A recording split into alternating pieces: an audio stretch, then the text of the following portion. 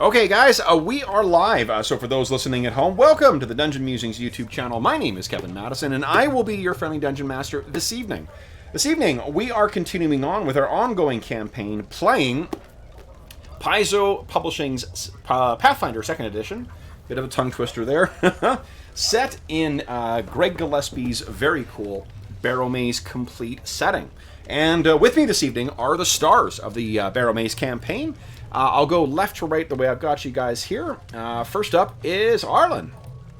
Hi, I'm Arlen. I am playing Sir Yvain, the sort of, he's a paladin of Arcantral. He's an all-around good guy, and he's out to destroy some unholiness tonight. Yes.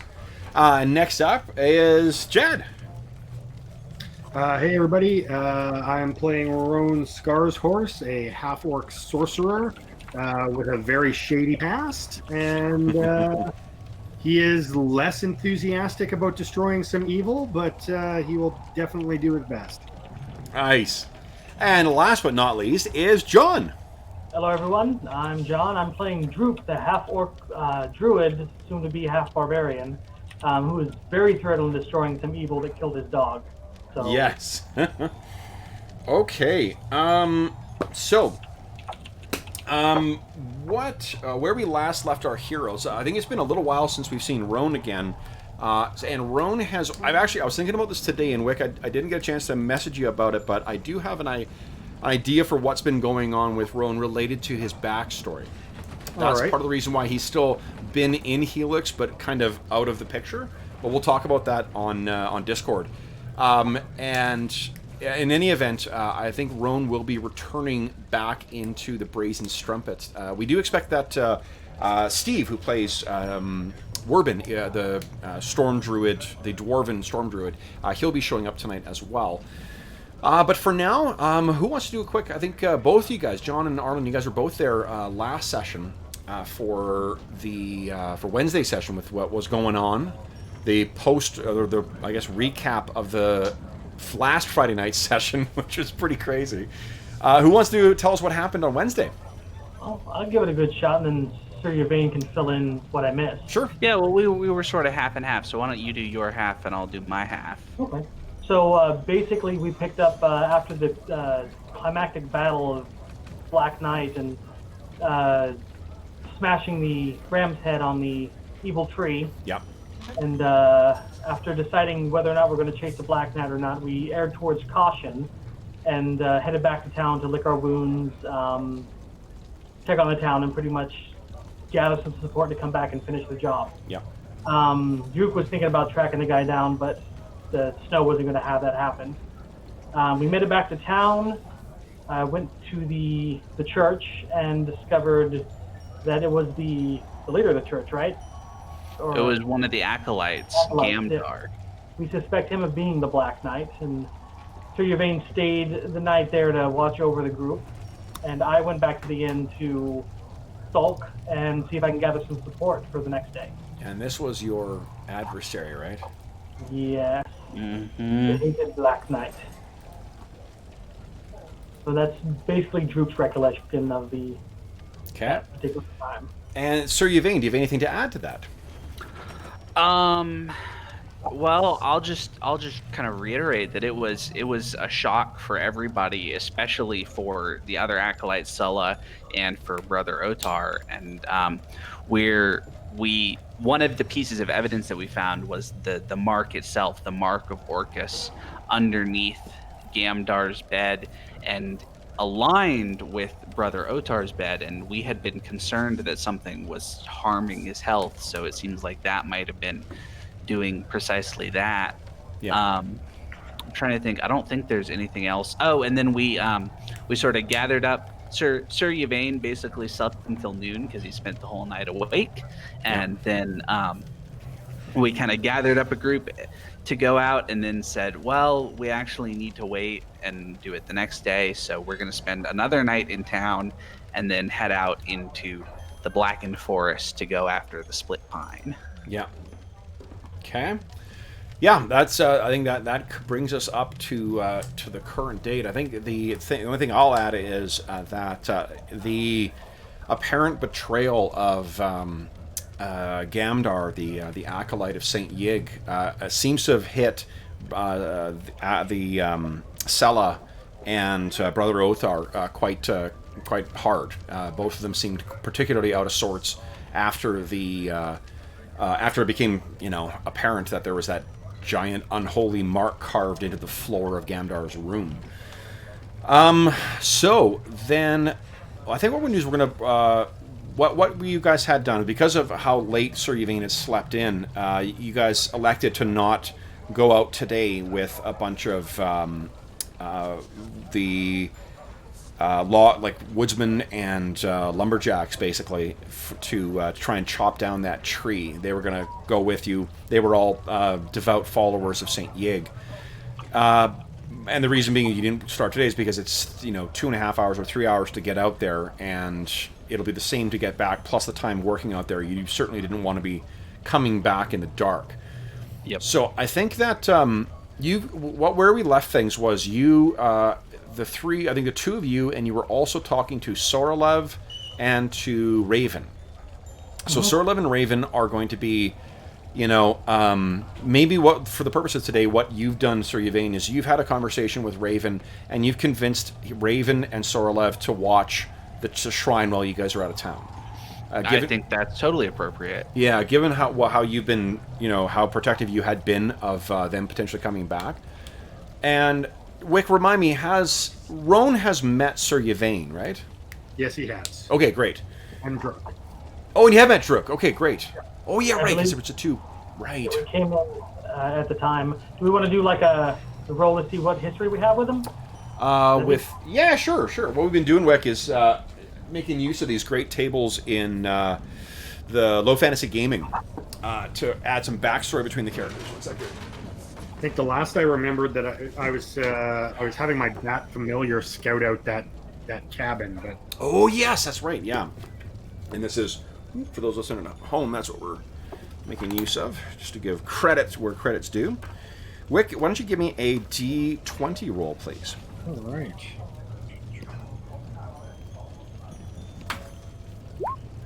all right. Four.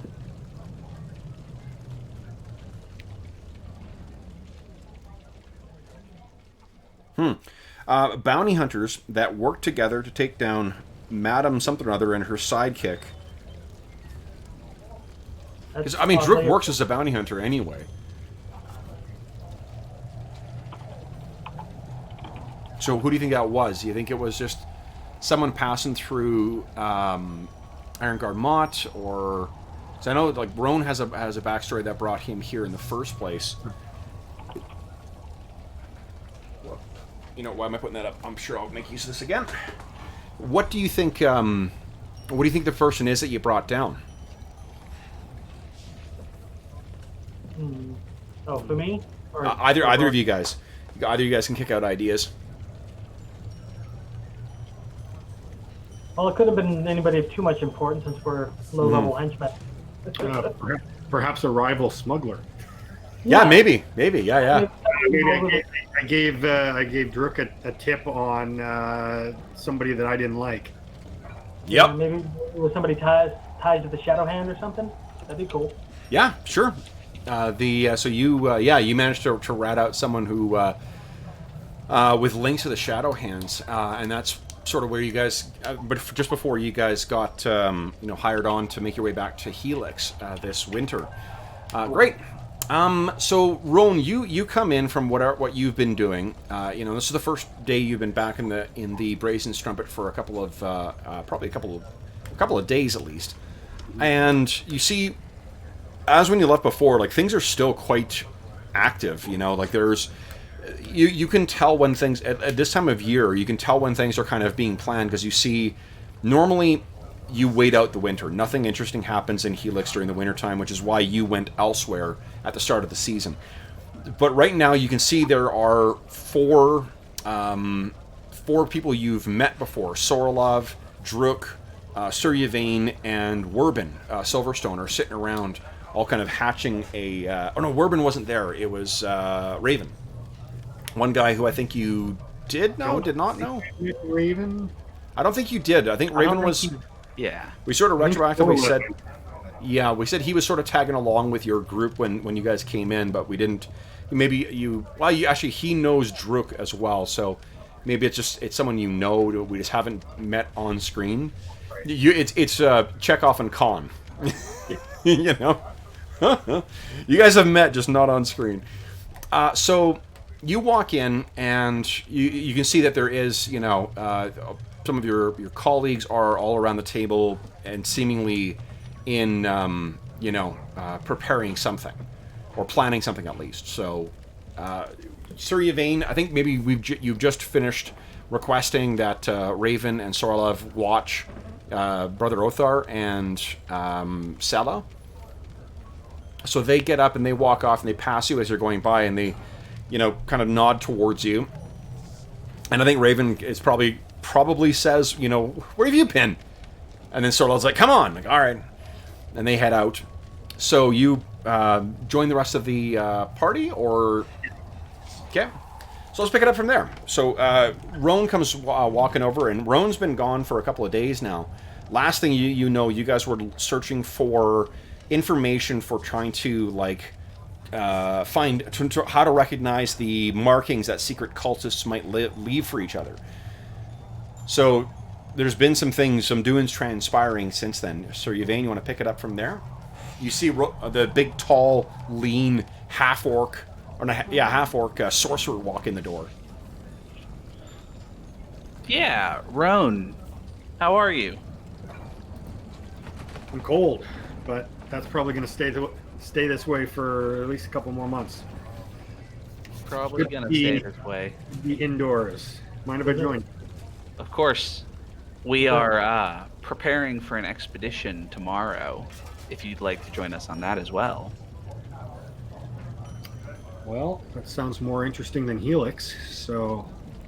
Oh, I think it's likely to be interesting. What sort of expedition? Well, grab a seat and, I guess, order a beer.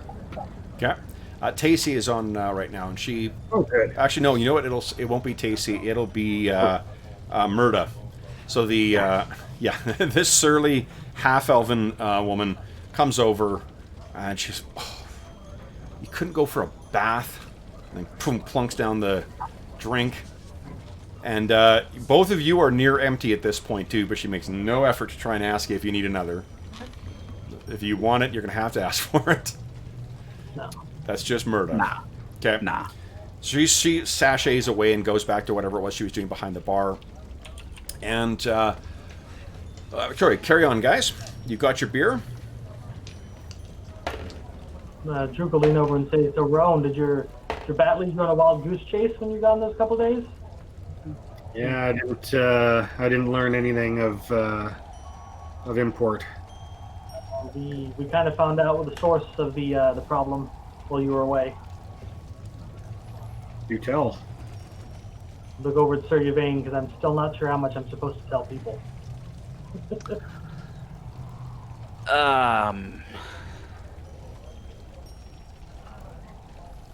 Well, as it turns out, there is a site out in the blackened forest that it will become clear once we reach it tomorrow exactly what is wrong.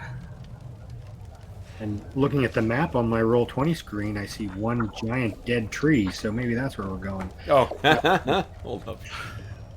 Where do I have you guys? Don't see it. Oh, I'm seeing... Just in the Duchy of Eric, if you look at the blackened forest, there's like... You mean right around here? Yeah. Oh, yeah. Yes. Oh, Yeah. There's a half-dead pine that was split by a lightning strike that we're heading towards tomorrow. And there's strange events surrounding this tree, and I'll be happy to explain more on the way. fair enough. Things are not for the brazen strumpet. I understand that. Well, who knows who's listening? Not Murda.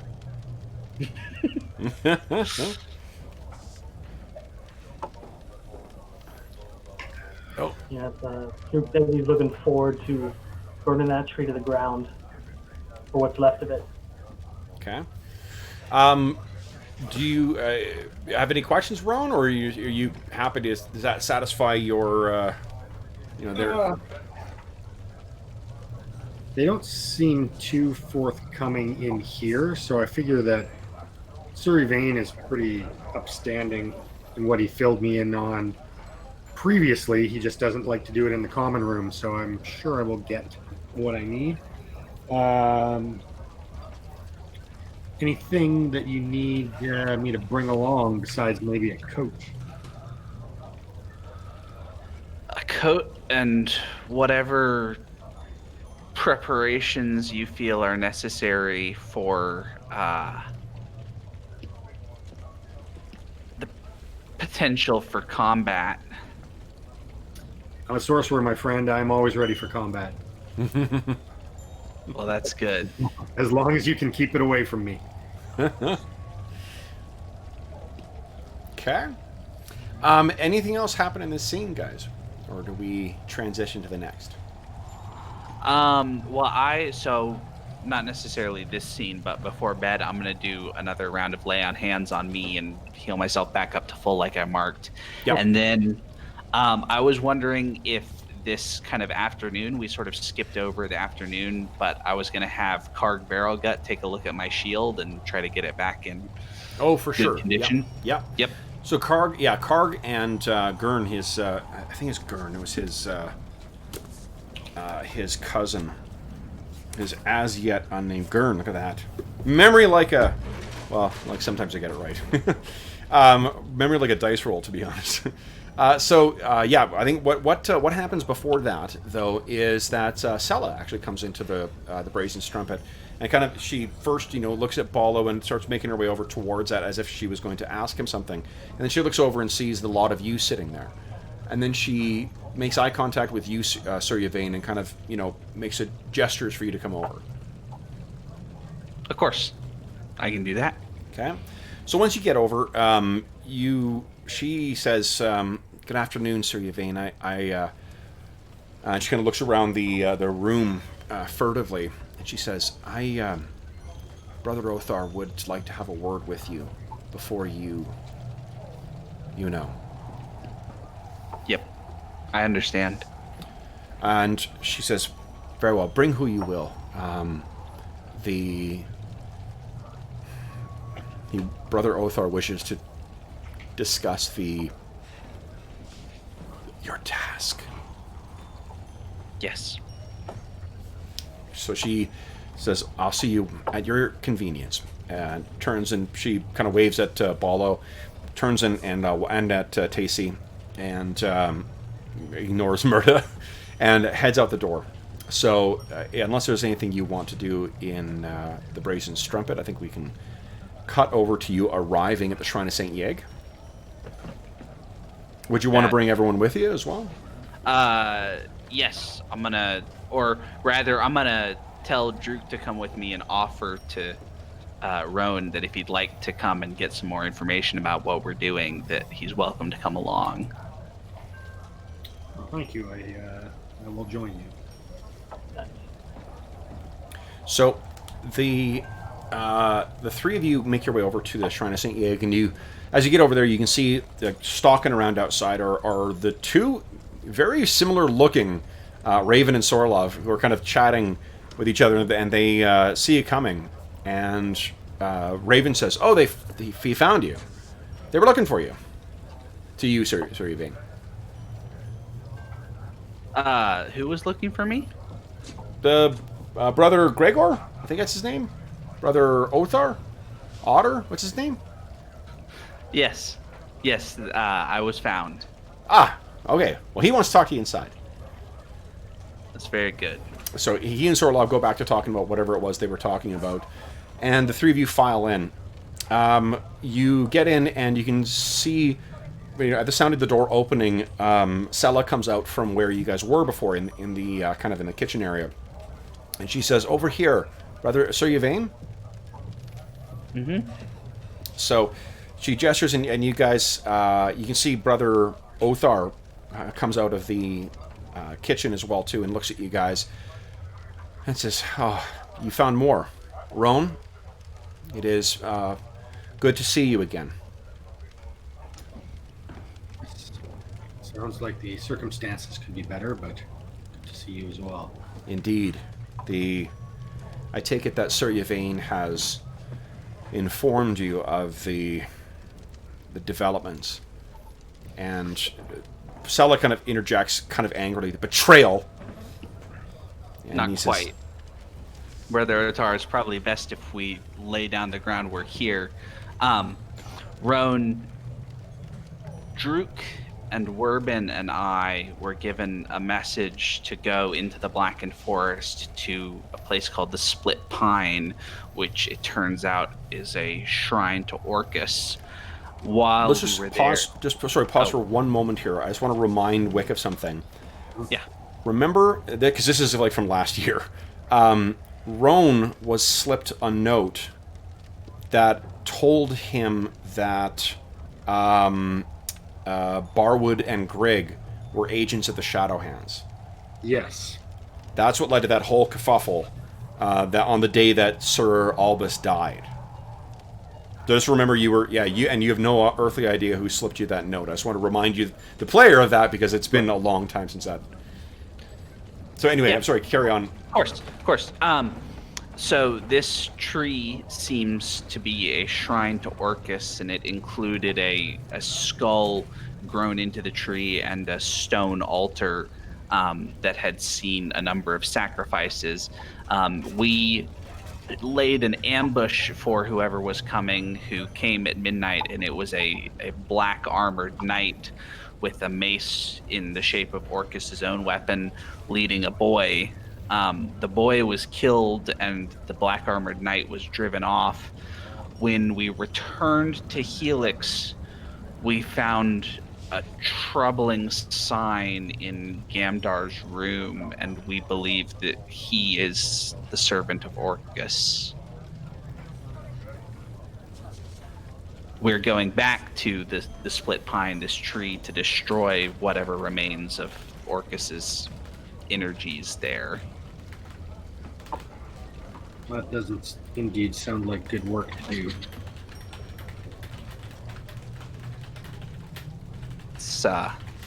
It's been a complicated couple of days. Tragic couple of days. Tragic is right, Druk. So, Brother Othar kind of says, "Yes,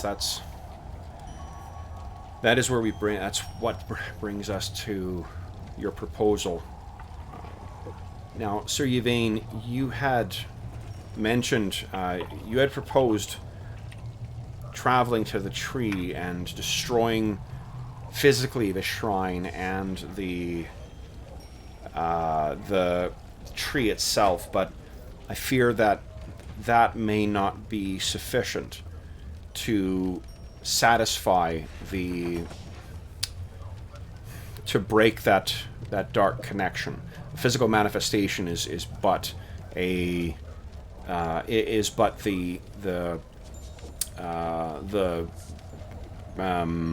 bloom of a deep root. What I trust that your order has afforded you with the training necessary to cleanse. You have that training? What he's asking about, like a game mechanic wise, he's asking if you've got a ritual of consecration. A ritual of consecration? I do not have one of those, to the best of my knowledge. No, you don't. Then you plan to leave at daybreak tomorrow? Yes. then we will prepare something for you. You will still need to complete... I will prepare the necessary instructions for you. I have... And he gestures to the side, and you realize there's a small stack of books waiting there. He says, I have prepared some tomes that you might consult to prepare yourself for the ritual. But after the tree has been felled, this ritual, and because we don't have the time for the full completion of this, we will afford you a holy token that will make for a speedier resolution to the ritual. You see, and he gestures, and what's her name?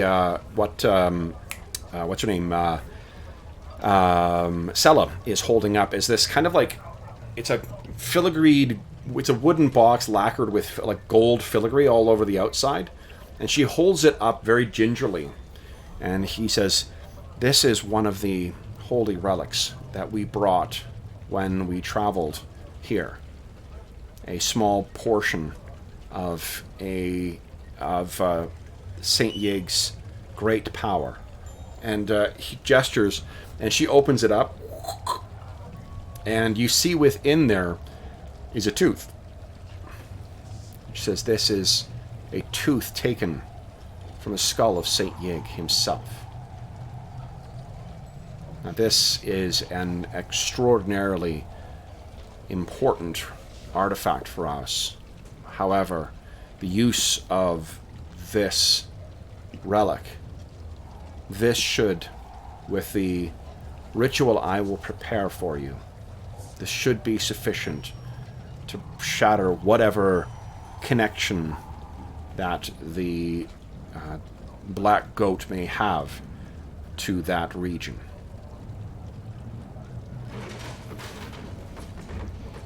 Thank you. No, you are the one undertaking the task. I wish only that I have been well enough to accompany you.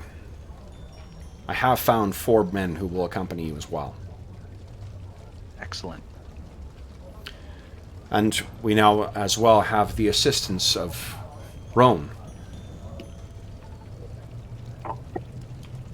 Your assistance is very is what is appreciated, Roan. I'll do what I can. To that end, and he goes over and he retrieves 3 vials for you. He'll have 4 because there would have been 4 of you. These were prepared with the assistance of Skurg. He's gone now, but we can spare these for this task. So he hands each of you a healing potion. So you guys will each have a healing potion now. This is a small token, but I trust that you will make good use of this, particularly in undertaking your task. Sir Yvain, would you give me a religion check, please? A religion Yeah. check. Ooh, that's not so good. Yeah. I think I can do better with a hero point. Okay. Oh, and Druk and Sir Yvain, each of you gets a hero point as well because of your recap. Nice. Okay, so the reason I'm having only you roll, Sir Yvain, is because you sort of surmise that there may be some kind of, barrier protecting, or something as protecting Helix from encroachment by the undead. A holy ritual like this a holy relic like this. Yep. Yeah. So you, I guess, that this, completing this ritual will destroy this relic. So I guess the question is it clearly Brother Othar deems this worth destroying in the course of this mission. But yeah, I think you now fully understand the potential consequence of this.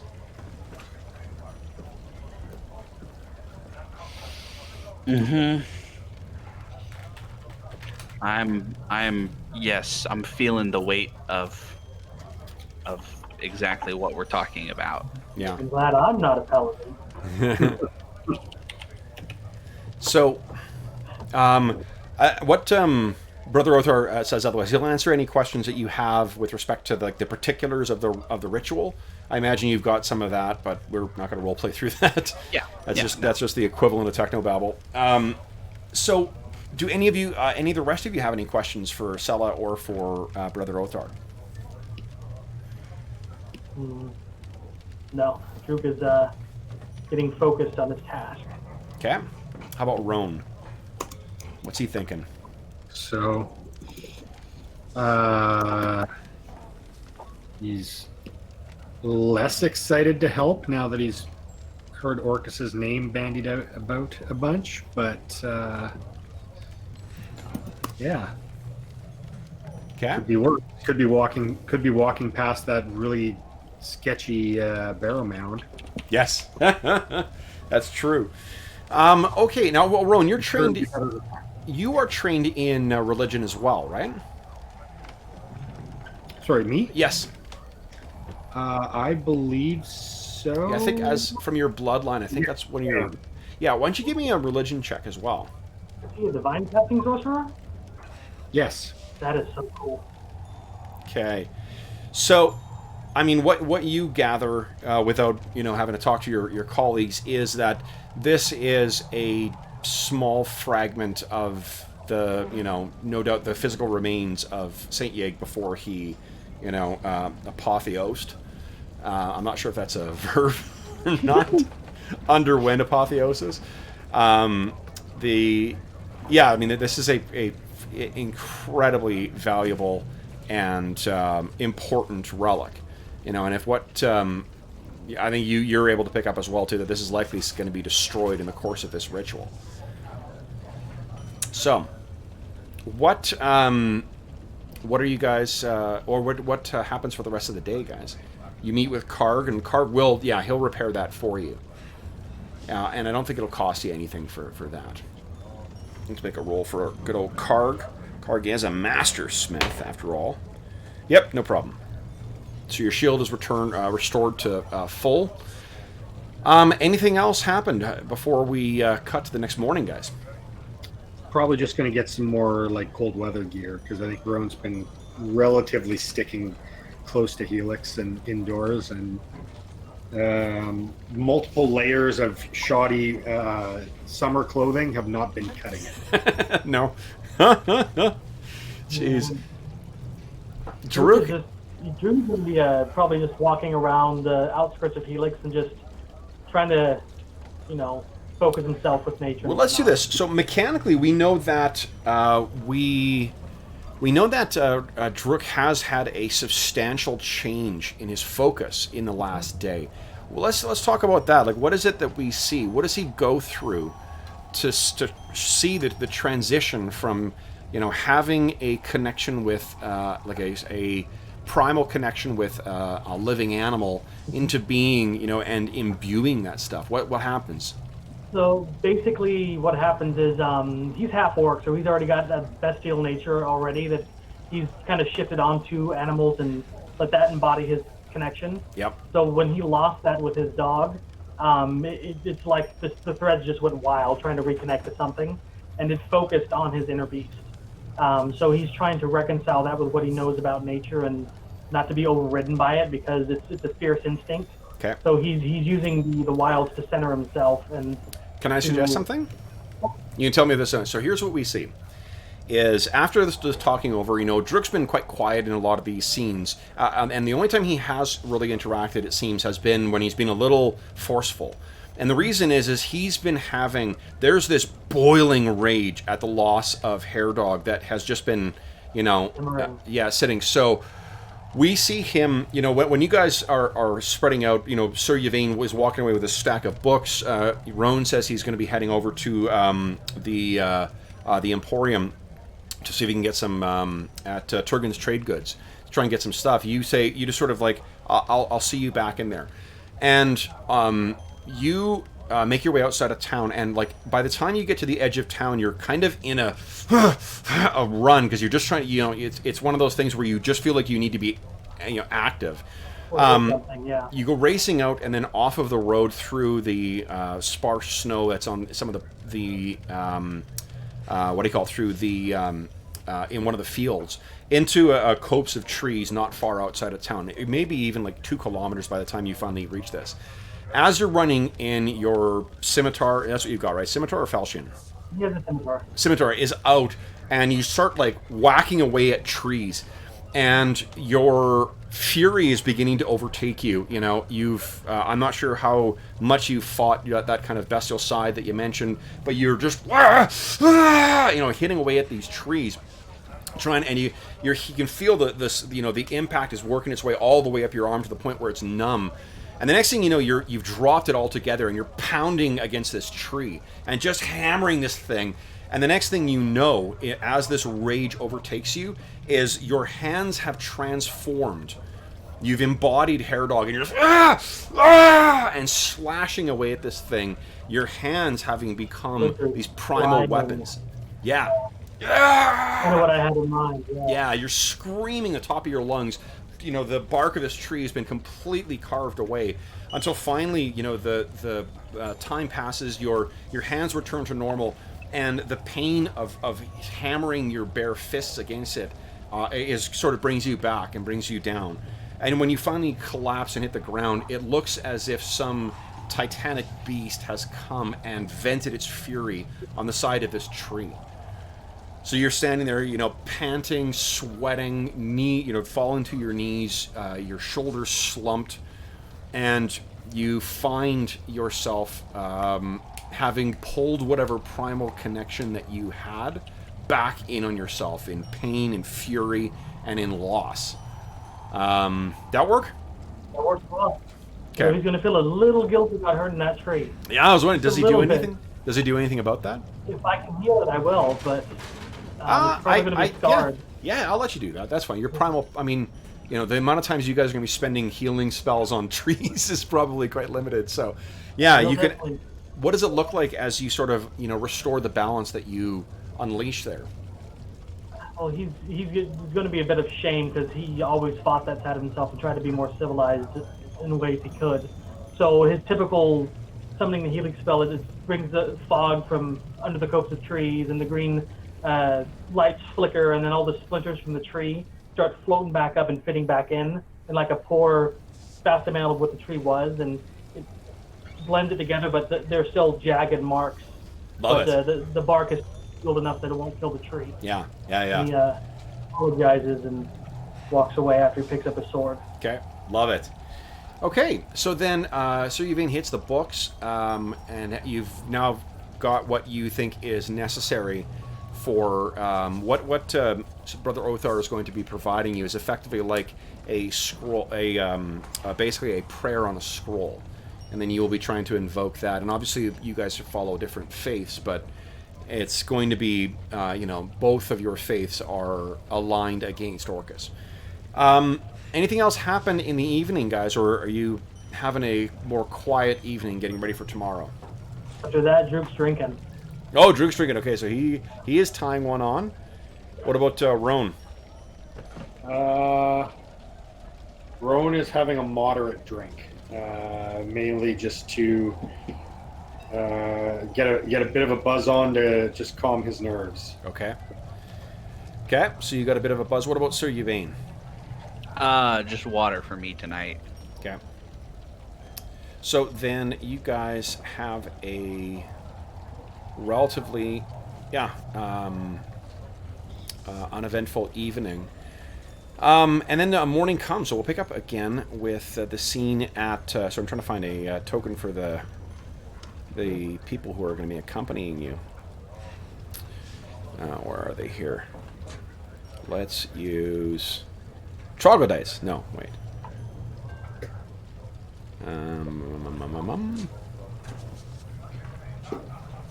Walter Lankowski. We'll use Sasquatch.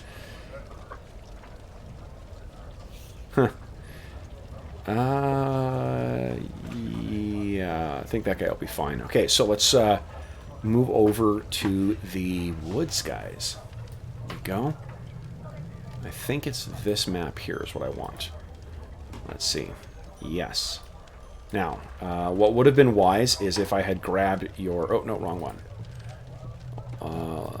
First, let me go back to... This is the one I want. Let's see. Yeah, this is the one. Okay. So, but I do need to grab your tokens. So let me grab that. Ba-ba-ba-ba-bum. Cav, why do we need your tokens if we're just role-playing? Because I plan for the worst. All right. Okay, let's put you guys right in the middle here. Oops, nope. Boom, paste. There we go. Let me resize you guys here. Boom. Resize you. Boom. Resize you. Boom. All right, and let me put our people out here. And I have a lot of World of Warcraft stuff in here, too. Can I have a griffin? Not for nothing. Wes was offered a flying bat in the last session. That is cool. Mm-hmm. Yes, it is. Yes. Oh, here we go. Great. Let's use this, guys. Boom. So these guys are your... I'm going to change the permissions on this. You guys can control these. These are the woodsmen who will be coming with you. So let's see here. Controlled by all players. There we go.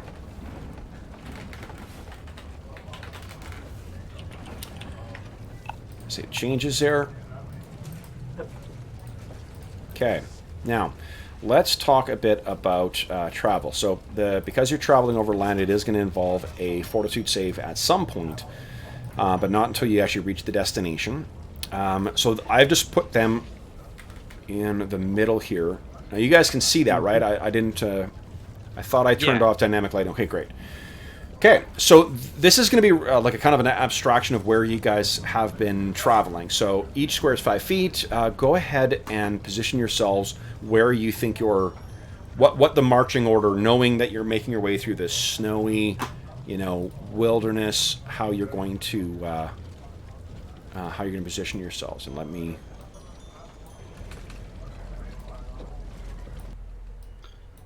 adjust the levels of volume appropriately.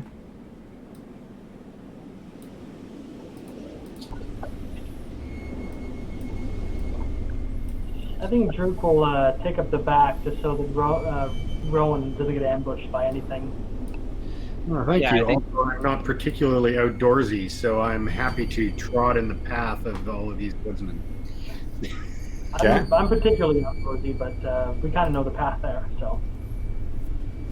Okay. All right, so you're not going to need to make any survival checks to kind of navigate through this region. These maps as well, too, are done by the awesome Gabriel Pickard as well, too, available on Roll20. And let's see here. It will be a 3-hour trip to get out to this. The woodsmen are not, fortunately, they are fairly, they're woodsmen. They are fairly well-traveled, so they have... that they're not going to require hand holding, and they're not going to slow you down whatsoever. You said, Roan, you've got no training in survival? I don't think. No. I might be, but I don't think so. Oh yeah, Flame was asking whether we're using the retraining. Yeah, we could if we were doing, if we were further into the campaign and it was just a matter of changing a feat or something like that, I probably would require the downtime action for it. But to be honest, because our campaign is, first off, because Druk is first level, and because we've got a good story reason for why he's making that change to his class, and it's a class feature, which you actually can't change. The rules is written in downtime. I'm just saying that's fine. We'll do it in a fun kind of John came up with a really good explanation for why why that's happening in the fiction, and that was a good enough excuse for me to just let him change. So, appeal to DM. yeah, I'm a softie. Well, it's the way I think of it too is just like if there's a fun resource management kind of aspect to the downtime actions, then because you're choosing to do retraining rather than choosing something else, then that's fun. That's a fun game. Penalizing you to be stuck with a class feature that you don't intend to keep playing with, and you also give me a good explanation, then I'm fine with making that change because it doesn't affect the game. Like really, I'm going to hamper you. Your pet died because of a really awful encounter, but you're not going to have a chance to get a new pet either. So yeah. So that's why I just let them change. Also, while we are talking about rules, just in case we run into that Black Knight again, having a high enough strength over the strength threshold on the armor reduces its movement penalty by 5, doesn't eliminate it. Yeah. Okay, just to be clear, because I figured I was wondering how he was able to move 30 when I can only move 25, and I've got a boost to make me move fast. Yeah. Remember that enemies are not created by the same rules. Yes, this ain't Pathfinder 1. So, plus, I mean, I love the fleet feat anyway. Yep. So, well, I was thinking because I am basically about as fast as you could move as a PC in heavy armor, but without the fleet feat. No, with the fleet. I have fleet. Do you?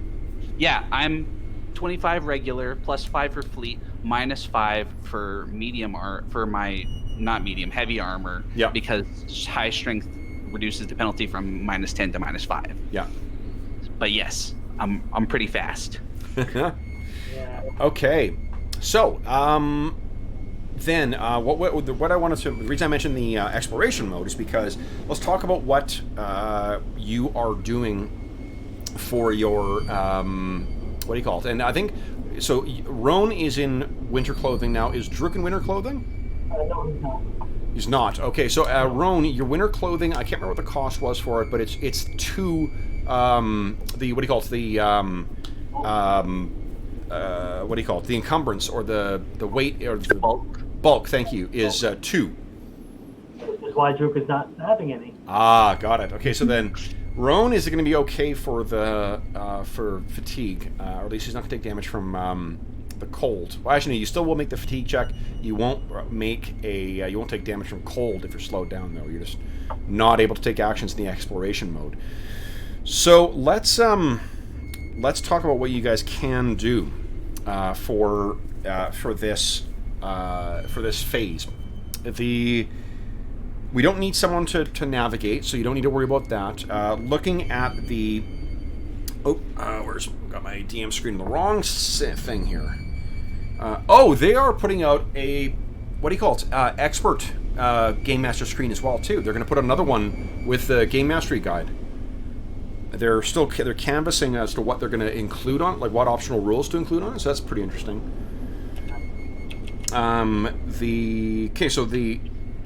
Build a fortress out of.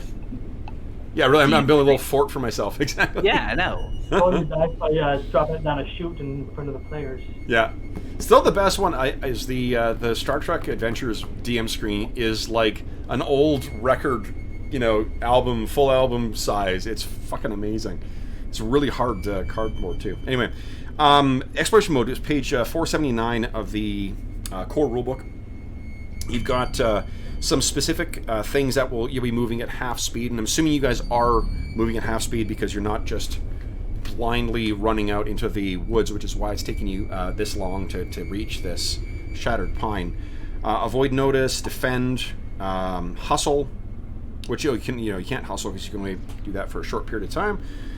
Investigate, repeat spell, scout, or search, and then also any of your skills as well.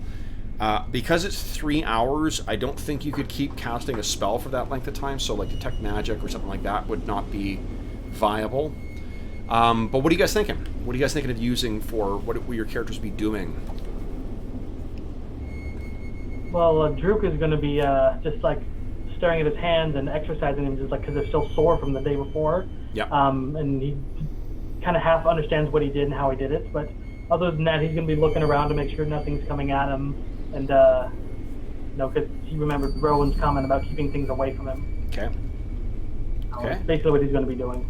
Rowan, what are we seeing you do during this trip? Rowan is probably. I think I'm going to do the. Well, I guess you can't really. I don't know if I could do the investigating mission. I'm just looking for signs of like the cult travel, or if there's any other markers along the way, or. Sure. So I think that might be. It's either perception, or it is nature. What is it? How do you see it happening? Is it just you're just trying to, like, as a layperson, trying to keep an eye out for anything unusual, or are you relying on your knowledge of the natural environment to see where, like a twig's been broken or something like that? Yeah, I would probably. It would have to be perception because I don't really know much about them. Oh, okay. Okay. And Sir Yvain, what about you? What are you doing? I think just watching out for enemies. Kind of Sir Yvain is on point. He's, mechanically he's trying to reduce the number for the random encounter. A random encounter, okay. And he's a natural point man. He's at the front, okay. Always observant. Yeah, he's just ready to charge in. Excellent. Clear those corners, Yvain. Someone wake up Hudson. Okay. I don't know if I told you guys about it. I watched that with Jaden for the first time over Christmas, and he's like, "That was awesome!" Like, I know. Oh my gosh. Okay, so then about an hour and a half into your journey, we see Sir Yvain is up front. Maybe before we delve into this, have you guys given any instructions to the woodsman? Just following us? Follow us, stay out of it. I'm basically telling them if something goes wrong, stay back if we're fighting. If we look like we're getting overwhelmed, run back to town. Okay. Just, get out of there. They brought axes, right? Say again? They brought axes, right? They brought, yes, and then not like battle axes. They brought tools. They brought lumber axes and saws. Yeah. Yeah, the kind of stuff that they would need to get that tree down from the way you had described it before. All right, so then let me see here. What is everyone's perception bonus? Actually, just type it in chat, would you? Let's see what everyone's number is. Okay, that's interesting.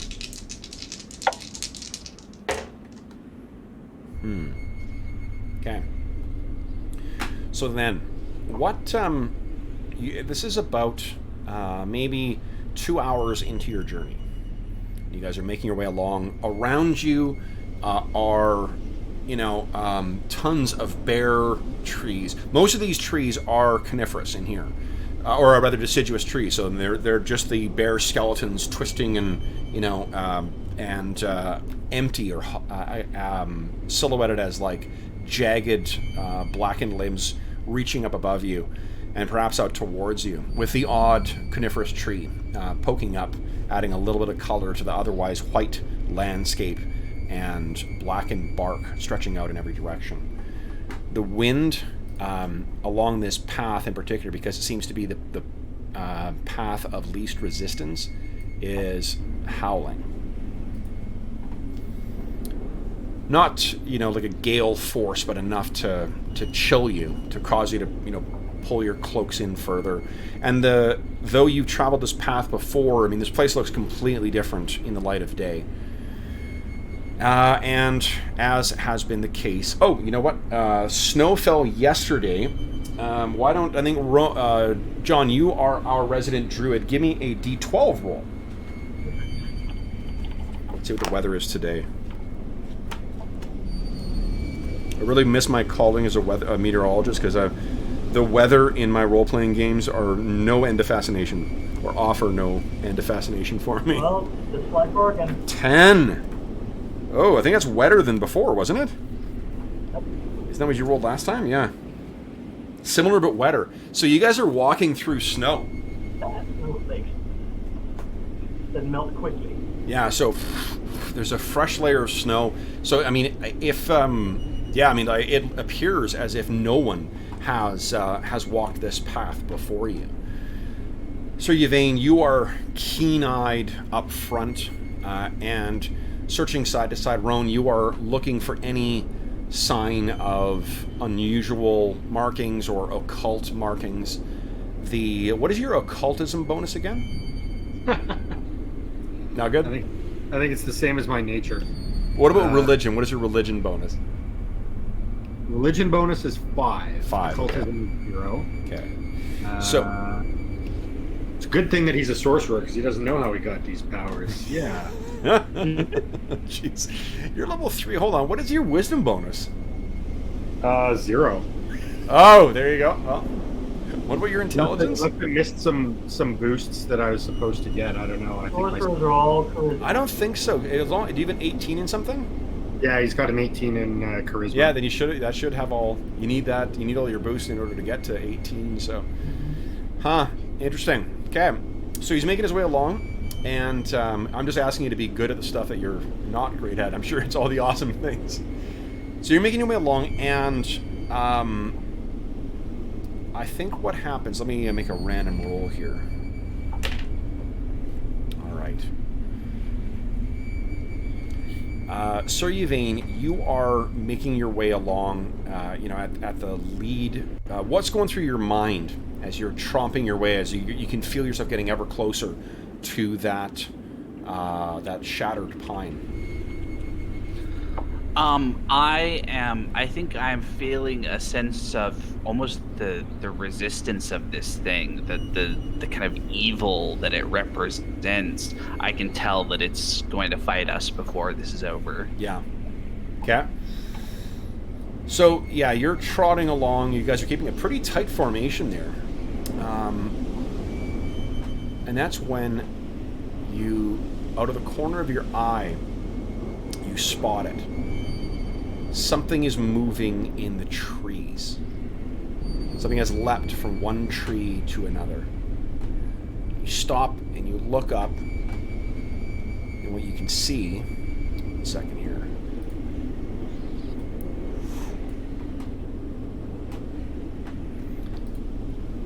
All right, we ready? You zoomed out so you can see the area around you. 1, 2, 3. You've heard of the deadly spiders of the blackened forest. It seems that you are being stalked by one. Sir Yvain and Druk, you both spot this movement over here. Druk, would you give me a quick nature roll, because you did. This thing didn't beat your perception. These things here, unlike actual spiders, these things hunt in packs. So if you see one, there's likely more around. Guys, let me make sure I got my initiative tracker empty. The initiative tracker is empty. Would everyone kindly click on their token? And then let's see here. I think Roan is using perception for initiative. Druk, I think you're using perception as well, and I think you are as well. Sir Yvain, does that sound right, guys? Sounds right to me. Yeah. Okay. Drew is going to give a quick whispered warning to Roan. Ready your spells. There's spiders in the trees. Okay. Now let me see here. I think.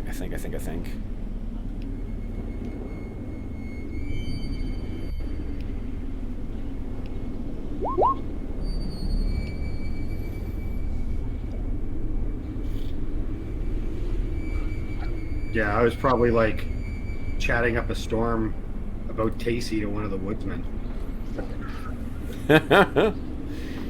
She's so pretty. Okay, let me. You know what it is about Reddit, man? It's Roan's pretty too, so 18 charisma. Poor Druk only has 10.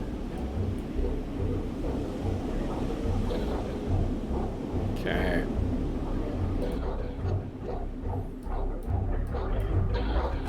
spiders are incoming. Let me see what they get.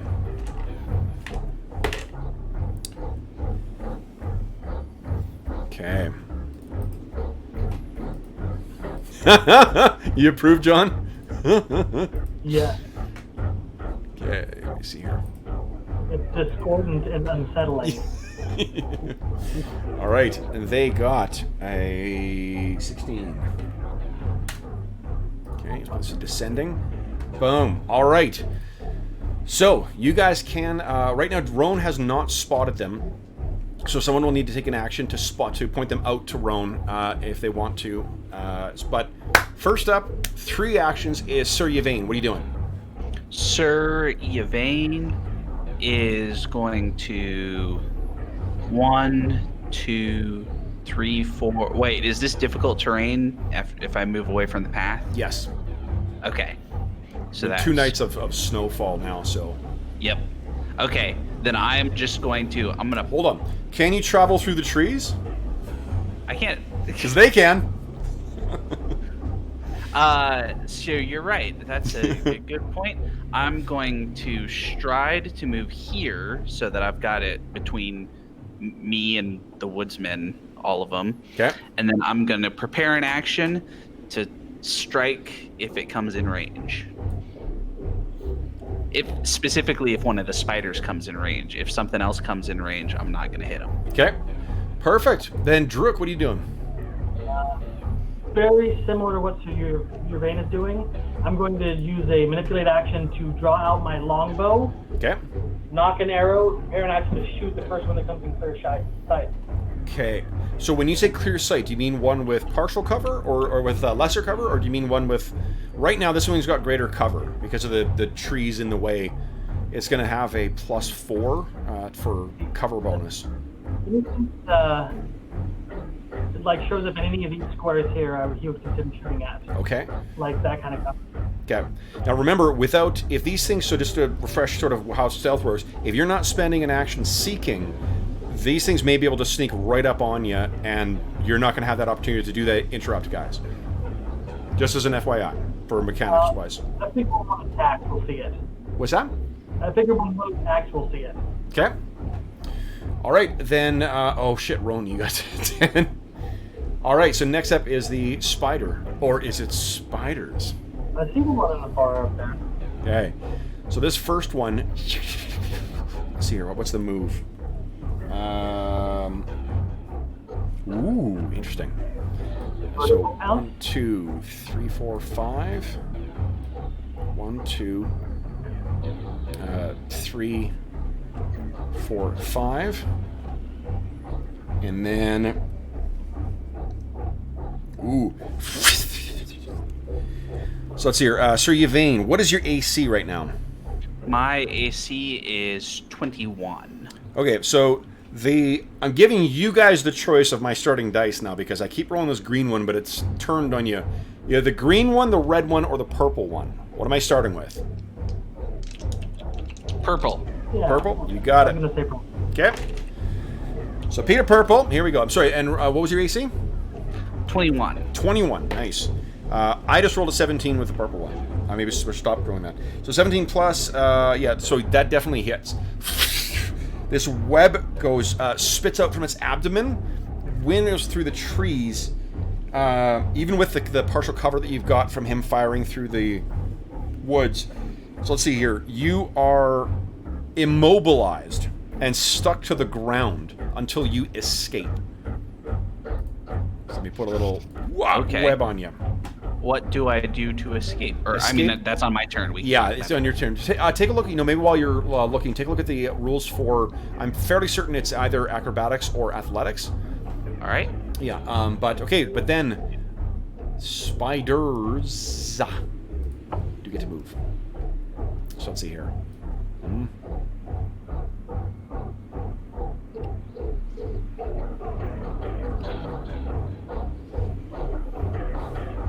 Really getting to me, that music.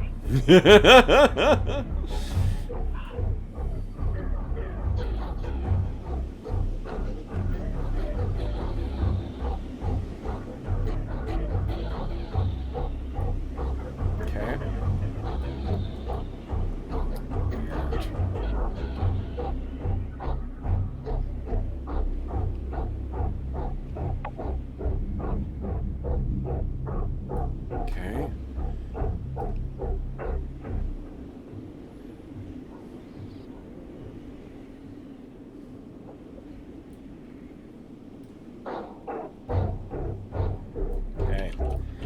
right.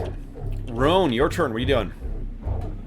I assume I've noticed what happened to Sir Yvain. I'm going to try to spot what did that to him. Okay, so you'll give me a seek check, or a perception check rather. This will be a seek action, or so.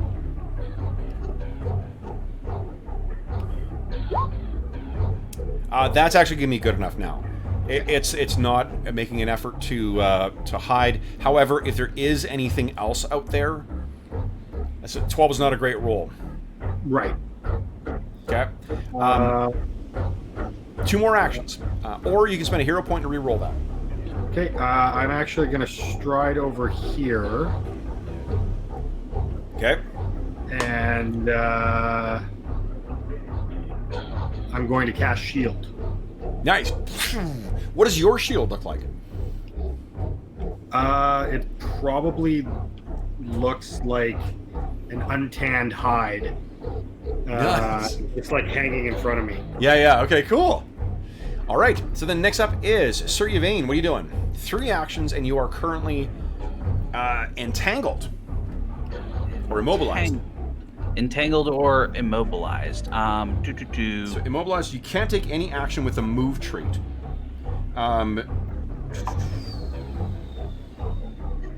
Yeah. Escape is a one. It's an attack. It's 1 action. You attempt to free when grappled. You can use either acrobatics or use your unarmed attack modifier, acrobatics or athletics. So I think athletics is going to be what I do for me, but it's up in the tree right now, right? It's not on the ground. It's not on the ground, no. Okay. So then what I'm going to do is I'm going to spend 1 action to try to free myself with an athletics check. Here we go. And that's this one. Nice. Yeah, you tear yourself free from this webbing. And that was an attack as well, so you've still got... It does... Your multi-attack penalty will apply if you attack. Okay. I'm going to stay where I am and prepare another attack in case it comes close to me. Okay.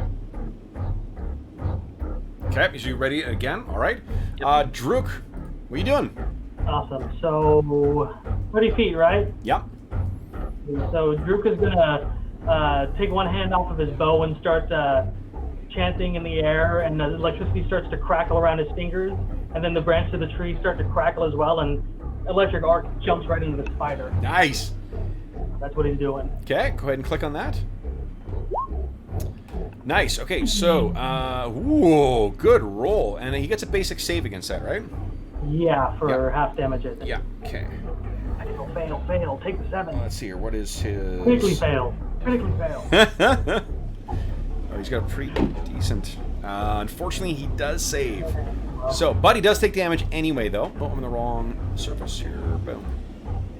So, yeah, does not like that at all. Then I'm going to use a 1-action stride to get here. Okay, excellent. Spider's turns. The spider now turns to you, Druk, and it. Oh, I can take off your. You're no longer entangled there, Sir Yvain. It's going to try and as its first action, try to entangle you. Yeah, it gets a crit success on that. So you are immobilized. It doesn't impact on your what do you call it? Your ability, your chance to free.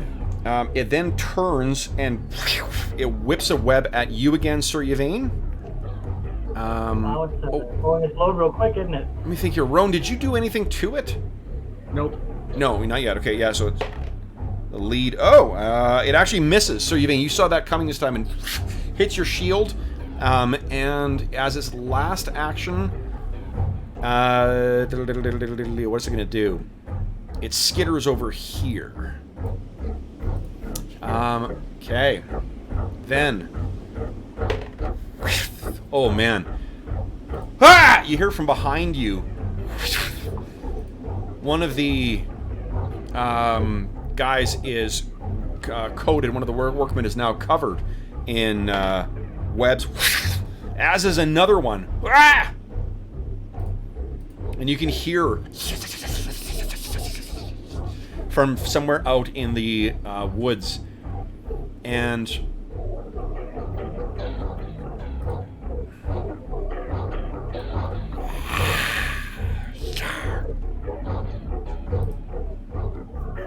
whoa! There's another one.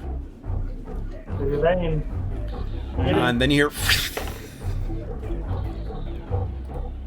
another one of these guys is covered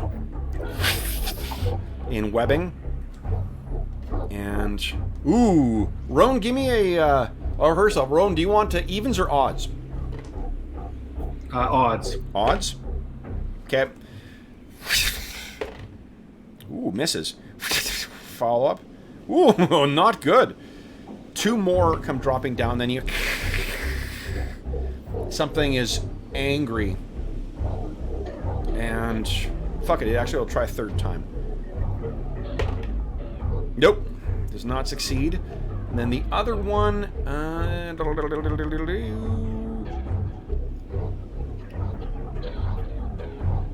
Yeah, I think it can. Oh, man. Comes racing up. And let's see where it is, guys. Ready? 1, 2, 3.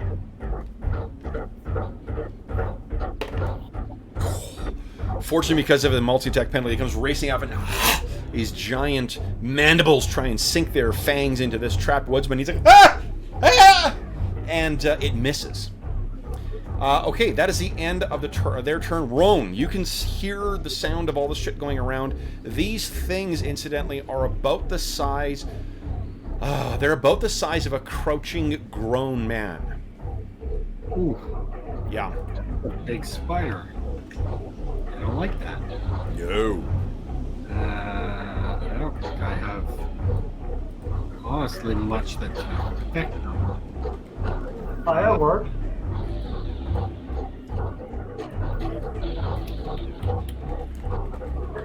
Great. I will, however, I guess send an acid splash at this one. There we are, guys. Creepy. Alright. Unfortunately, you get your... Are you considered trained in your, like, class spellcasting? Yep. Yeah. Yeah. Yeah, you get trained both, so you get to add your level and +2. Alright. So what are you doing, Roan? You got 3 I'm actions. going to do an acid splash cantrip. Okay.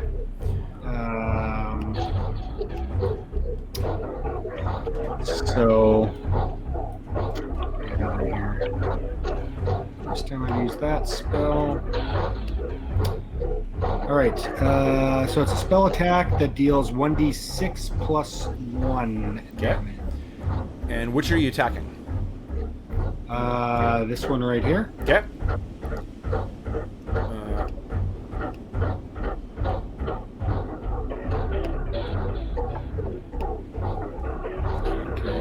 It's not.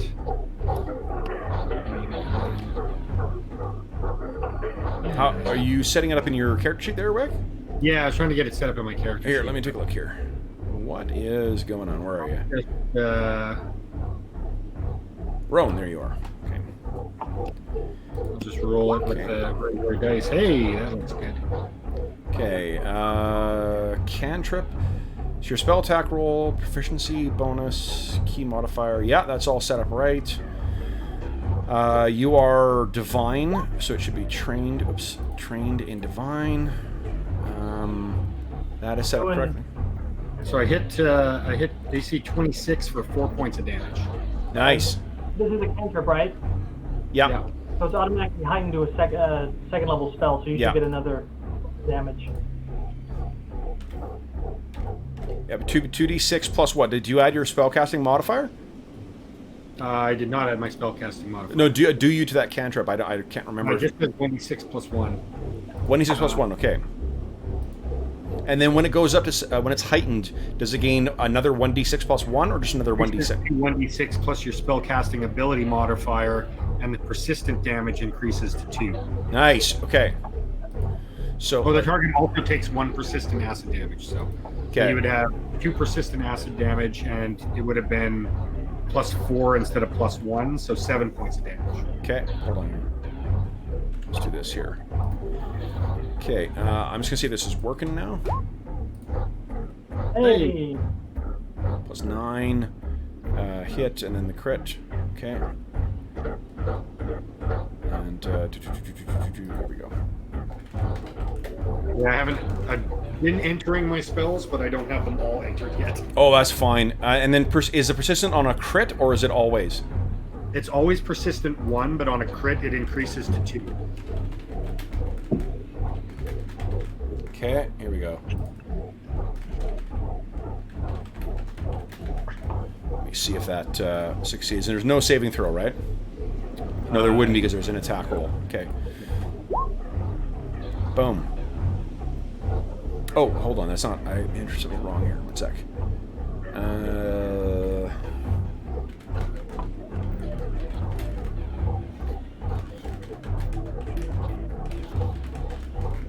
Let's try this. 3rd time lucky. Oh, yeah. Yep. Great. Okay. Sorry, I figured to take the time to set it up, and then it'll work. Okay, so that was... Your attack roll was what? 26. 26 is actually a crit. No, it's not. No, it's not. It's just shy of it. Shit. Still. I'll just double that damage, so it's 8 points of damage of acid. Wow. Okay. So that... What does it look like when you manifest your acid thing? I know you've been using your purple lightning before, but what is your... Yeah. I think when Roan casts his spells, it almost looks like he swells and grows. Yeah. So I would think that the skin on his hands would split, and he would just kind of flick blood at it. Oh, awesome! That's terrible. Yeah. So you hit this thing and it cries out. Okay, then it is Sir Yvain's turn. 3 actions. All right, I'm gonna stride to here. I'm aware that makes myself flanked. If they get opportunity attacks, they can take them now. They have no reactions. Alrighty then. Then I am going... Let's attack the top one. Okay. Just because. That's sword one-handed. There we go. No. Not great damage, but... Good hit, but yeah, hit. not spectacular damage. Okay. So you hack this thing on your first attack. Second, so you got 1 more action. I'm gonna hack at it again. Okay. So -5 to this one. -5. 11 is not good enough. Okay, Drook, what are you doing? Question: is this webbing interfering with my movements to cast spells? No, just your move action. Okay. So what he's going to do is he's going to use the interconnected nature of the webs to start another electric arc and just channel it through the web. And what's it going to do? He's going to leap to the other webs next to the spiders and arc into both spiders to the left. Into the 2 spiders. Oh, on your left? Okay. Go ahead and click on electric arc, and I'll make the saves for these things. Heat damage. Okay, so both make their saves, unfortunately. We'll get 3 damage like the other one. Okay. Still, you know what? Every little bit helps, and it's the auto hit, so good call. Yep. Okay, so... And then what he's going to do is he's going to spend a focus point, and his hands start to just mutate into claws, and he starts growling. Okay, excellent. All right, the spider's turn. All right. So let's see here. There is... Oh, the one in the tree is pretty pissed off. I think what we're going to do is... First I'll go with the as-yet unseen one. It's going to try and trap that last guy. Misses. Tries again. Misses. And I think then he's just going to scamper down in because he's... Come and die. Yeah, frustrated enough with it. So, let's do this. 1, 2, 3, 4, 5. Oops. Getting everything but the thing I need to hit. Boom. That's why I did the claw thing. I knew it was coming. An ultra spider. Ambushers. Okay, so that one's gone. The one in the tree will try and trap you there, Roan. Roan, you are stuck in place now. And then it's actually going to come down and try and bite you. Sick of this magic stuff. So it comes down. It does suffer a penalty now, because it's the multi-attack penalty. But those big old fangs. Oh, shit. Even with a -5, 23, I take it hits you? That is going to hit me. No crit, though, right? Crit is 10 over? Yep. Yeah, no crit. No crit. Awesome. Okay. Got that shield. Okay, so you take 5 points of damage, and I need you to give me a fortitude save, please. Can you use the shield to block? Yes, you could. Yeah. And if you block everything, then no fort save. No I fort think, save, right? exactly. So the shield blocks. I think it's got a hardness of 12, doesn't it? Because of your level?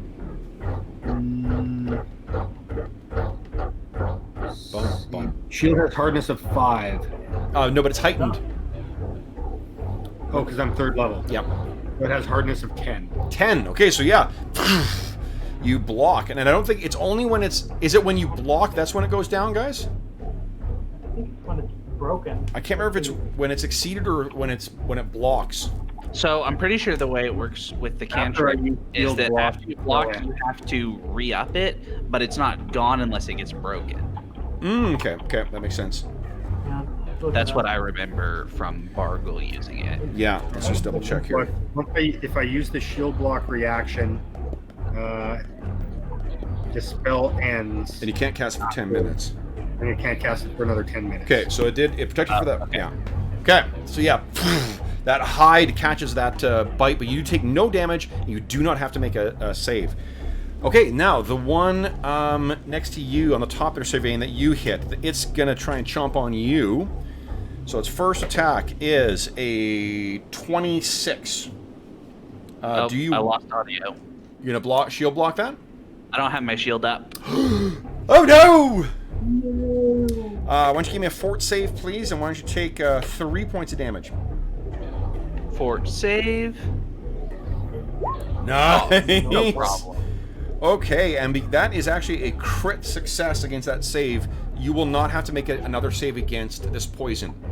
So it attacks a second time, it misses, and then it will, for its last action, actually it's going to try and hit you again.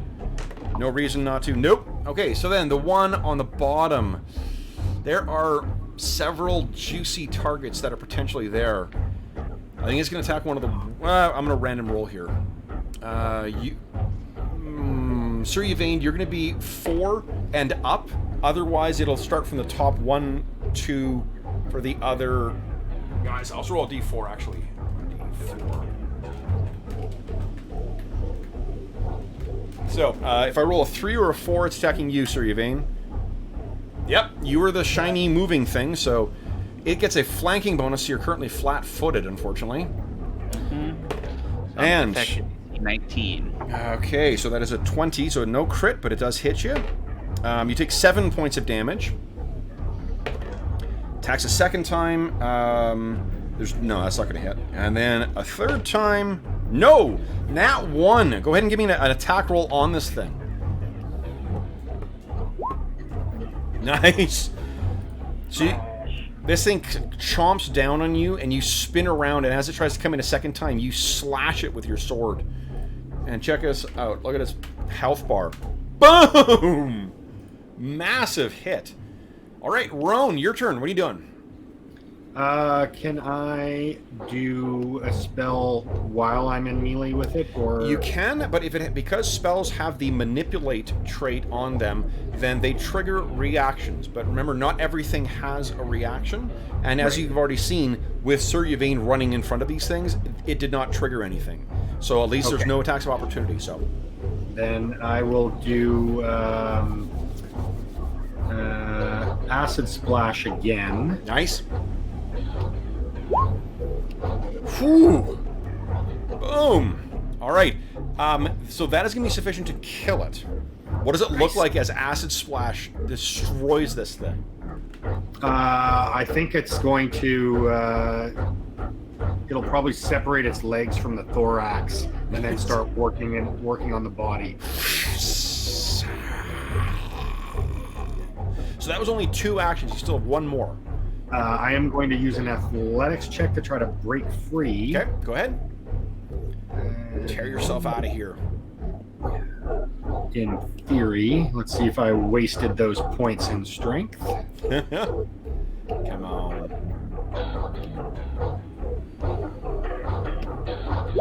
Nice! Yeah, you tear yourself with brute force. You tear yourself free of that thing. All right, back to the top of the round. Sir Yvain, what are you doing? So I'm going to attack the bottom one. Okay. It's not so good. Yeah, so that one, you slash that one right across the same open area and gash its entire head into 2 bits. And now I'm going to attack the top one. So this is -5. Okay. Holy shit. Yeah, so you... what does it look like? What's the critical effect on this? Oh, it's kind of like rearing up to stab at me, and I just stab upward through it and kind of shove it backwards. Nice. Yeah, that is crazy good. You still have 1 more action. And then I am gonna stride. Okay. This on the path, is that difficult terrain or no? On the path, no.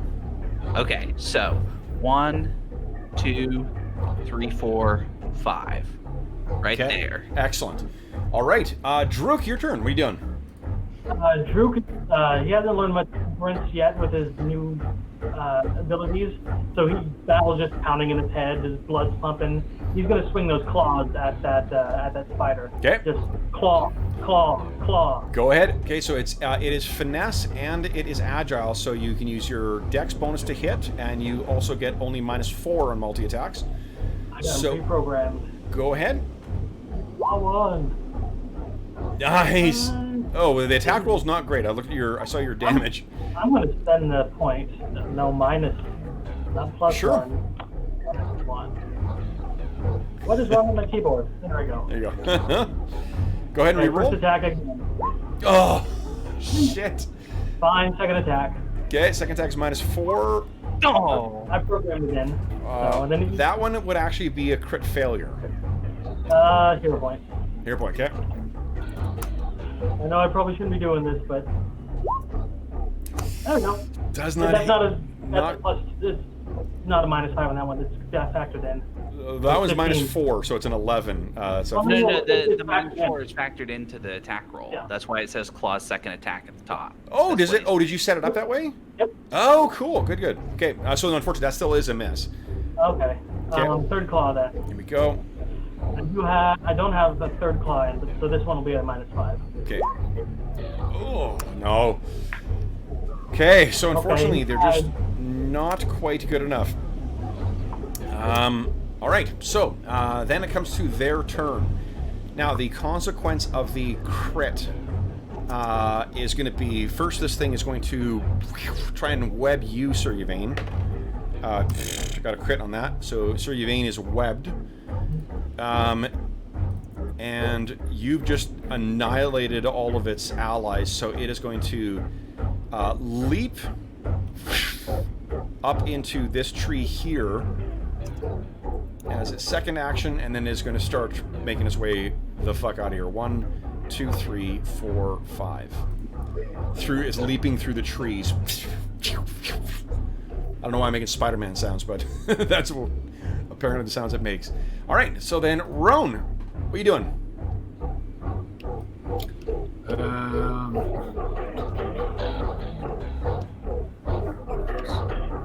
You're one of the only ones who does not have, who is not currently entangled.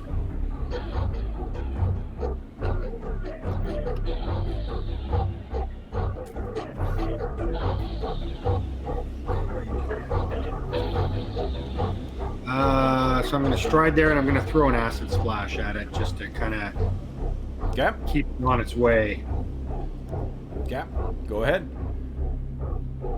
It's going to have cover just because of how many, Yeah. regions of. Ooh. Hold on here. Ugh, that is cover. Only +2, not greater cover. So that actually hits. And it gets the persisting acid damage too. It's brutal. Okay. Nice hit. All right. So I think that's all your actions, Roan. Sir Yvain, you got 3 actions. What are you doing? So I'm gonna drop my sword and pull out a javelin. Okay. 'Cause I don't use those often enough. So what's the penalty for attacking beyond the range? Is it -2 for each increment? -2 for each increment. Yep. Okay, so this is at -2. Okay. Ooh, that's not Yeah. So that goes wide. You want to hero point it?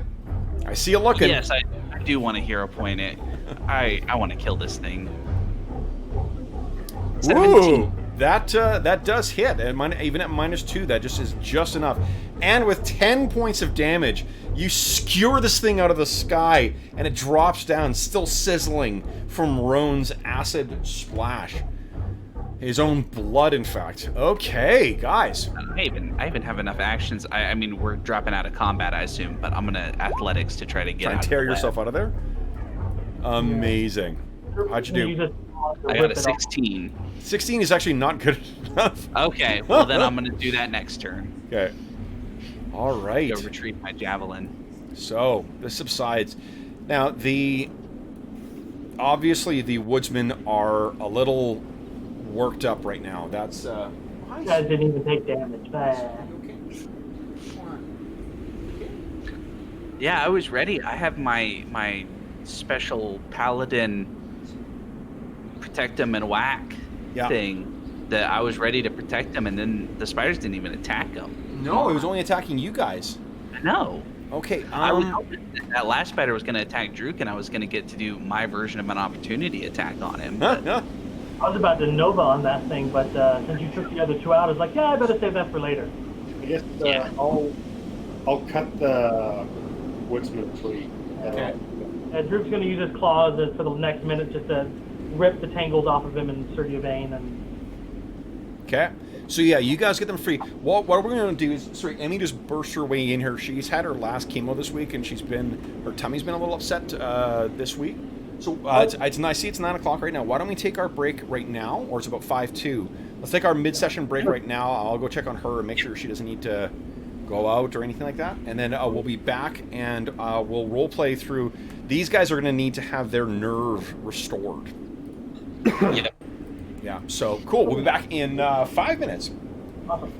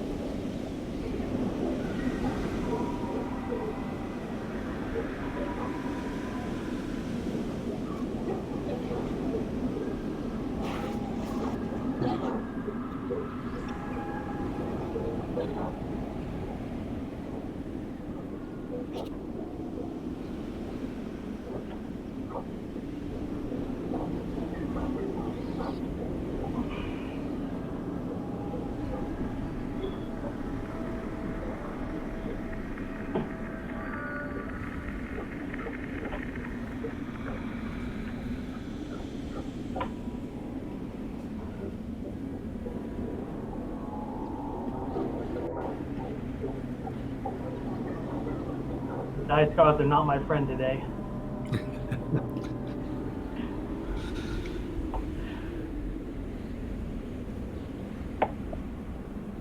Ooh.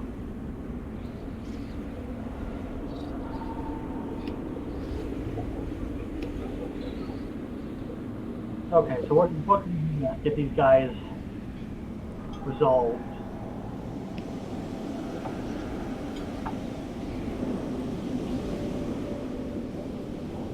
I can diplomatize with animals. Oh, maybe I should have done that on spiders. Nah, nobody likes spiders.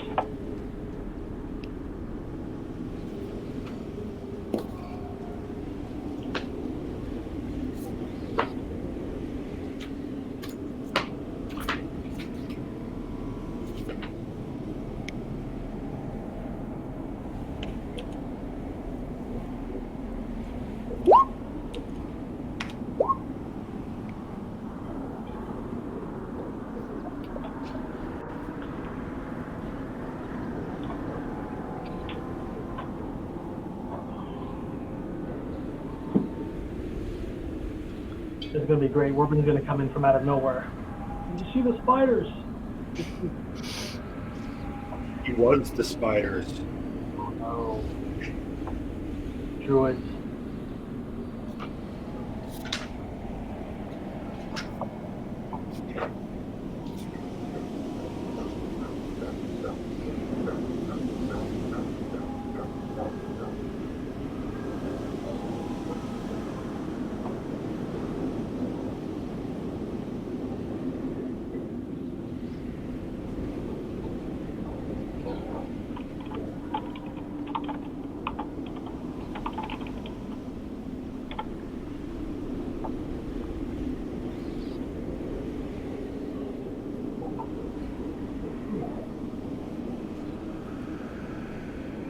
Warm back here.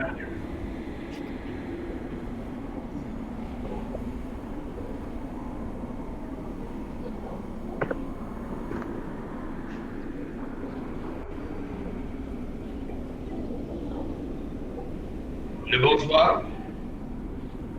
Hello? Hey, Steve. Hello. Hey, Steve. How's it going? Pretty good. We see a dark figure with lights behind him. No face. All right, let's try this again. The old roll for reset here. Roll for connection, yeah. Roll for connection, Aaron.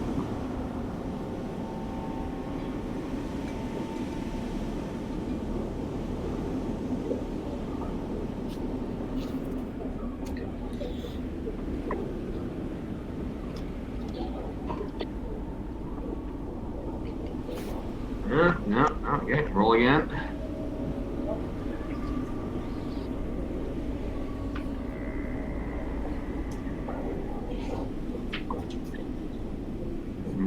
Good tonight.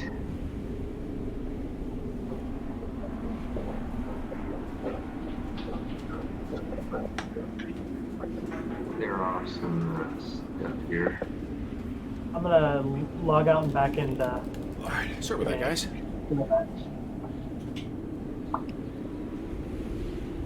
Oh, Steve-O, he's here. You Yo, what's shaking? gotta try to log back in again. I think I'm not getting. Oh, I got one now. There's Jonathan. John Some here. of your face now. I'll hit refresh on mine as well, too. 1 sec here. Uno momento. Let's see. Ooh. I had to relog to the spell continuum with the hack.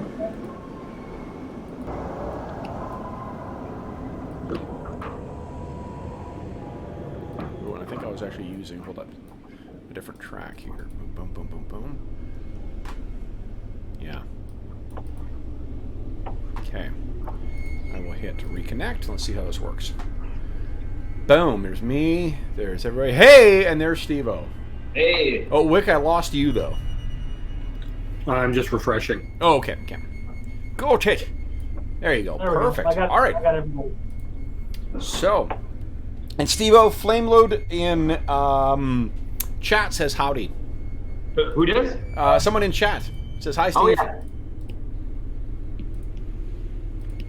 Here we I'll go. take a look at chat here. All right.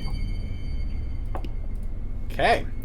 So, where we last left, I gotta while I'm bringing Werbin's token in, why don't you guys give Steve a quick refresh as to what's happened here? I think you were just catching up to the group, Werbin.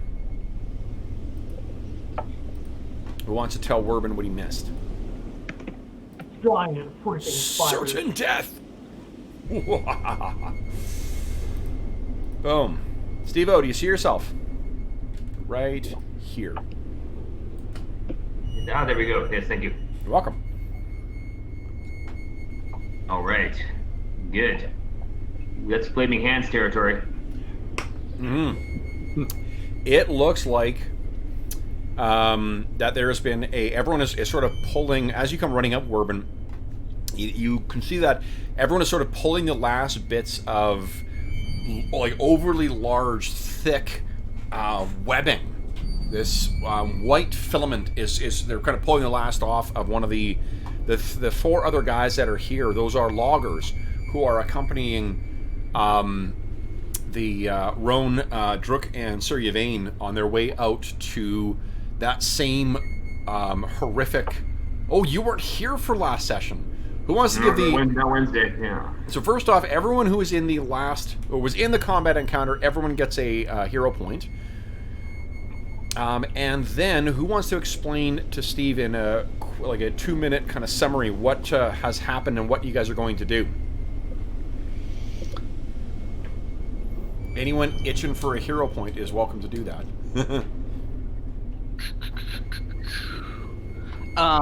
So, basically, Steve, you remember that black armored warrior that we fought last time you were here? Mm-hmm. Yeah. So, Yep.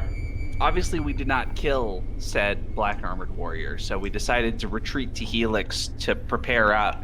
So what we've done is we have found out that said black armored warrior may well be Gamdar, one of the acolytes to St. Yig, and we have gathered up a party of hardy woodsmen to go lead them into the forest to go try to chop down the split pine and destroy the altar of evil. All right. So, then, what you guys? I guess first off, like the woodsmen are kind of freaking out. The noisiest among them is saying, "We need to go back. We can't. This is suicide. This is foolhardy for us to leave out here. We need to go back." Suicide? None of you were injured. Go ahead and Paladin got it. Yeah. give me, Druk, a diplomacy check.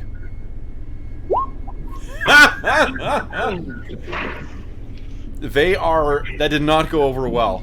Suffice it to say that in fact, some might say that that made things maybe worse.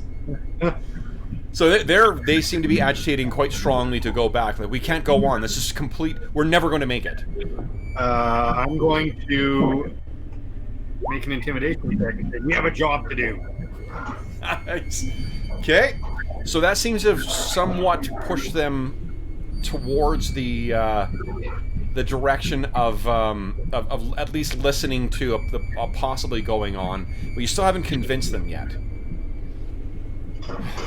Sir Yvain, let me just turn down something here. What are you thinking here? Sir Yvain has not done anything. Werbin has just come running up. Do you guys have anything to say to these woodsmen, these townsfolk whose nerve has broken? I'm gonna walk over and sort of start by saying, okay, are any of you wounded? And it seems like none of them are wounded, and say, know this, that we are here. We expected to meet resistance on our holy duty to not to our cantrell, to St. Yig. And while we expected some resistance, As long as it's only these small spiders, everyone is going to get out just fine. If something worse happens, you're welcome to do your best. If something worse arrives, then I expect you all to do your best to get back safely to Helix. But for right now, we're in good company. Okay. And we have a druid with us now. And it points to Werbin.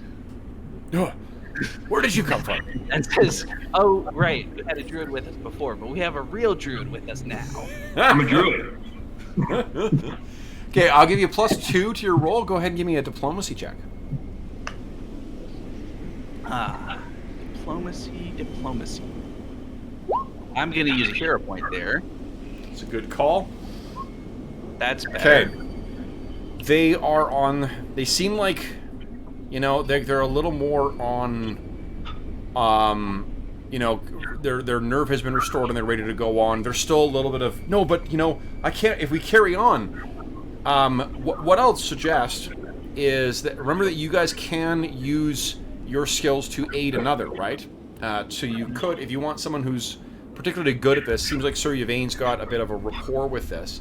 Maybe someone else wants to aid rather than to make a roll for themselves. Sure. What do you think? Diplomacy and intimidate, I could do either one. My diplomacy works better on animals. What do you guys think? Yeah, I'll try to help Vein out. Okay. So what do we see? I'm probably just standing behind him. Looming behind this poor farmer or poor woodsman. Give me an intimidate check, please. Oh, that's terrible. I'm gonna spend a hero point. Okay, that sounds good. Oh my god! They're worried. I think one of them says, "How do we know that these ones aren't part of that cult?" Sir Yvain, you seem to be on your own here. What do you say to these men? I'm gonna take my sword, stab it into the ground, and I'm gonna gesture at them to gather up around me, and then I'm gonna kneel in front of it and say, "This sword is a symbol of my devotion to the orders of the Futurists, and notice that its crossguard and its blade form the cross of Saint Yig." That's awesome. You can get a hero point for that. That's terrific. We must progress onward. Okay. And it say something. Surely Sir Yvain has something even better than I can come up with to say to them about. That's pretty fucking good. Depth So of devotion that is necessary here. you meet every one of their eyes as you do this as well too, and you stand and give me a diplomacy check. I'll give you a +2 again. All right. 20. So there's a bit of humming and hawing, or there was at least before you made your kind of gesture, and at that point their steel seems to have returned. So they seem ready to go on. They're like, of course. Ready when you are, sir.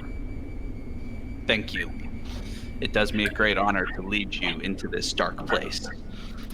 Now, do you want to take time to treat wounds at all, or are you going to... so I see you're down a wee bit there, but it'll take you 10 minutes. I don't think so. What do you guys think? I've got a heal spell if it becomes necessary, but Warbin can heal too, so. So can I. Nice. Well, yeah, if a low-level heal spell might be the thing to do then to get a little bit back. Treating wounds would also help. I mean, that's probably But better. treating wounds is going to take time, I think is what we're worried about, is we don't want more random encounters on the road. Okay. Although we could have the three of you be out watching for encounters while I treat myself, and that would push the, that would be a pretty good way to avoid anything sneaking up on us. Every time you say you're going to treat yourself, I think you've got some, delicious, snack. It's a little something for myself. Yeah, I've got a little bit of chocolate. I got a lemon square. What it is. take a bite of chocolate and feel better. Yeah, we, Alchemical comfort try to food. conserve as much of our magic as we can, so we'll Right. keep a watch and you. Yeah, why don't you guys watch, Okay. and I will do a medicine check. Yeah, Okay. while Finger Vein does that, Drew is going to refocus. I know I can do that once every hour or so for Yeah. your rules. So Sure. Yeah. He's going to do that now.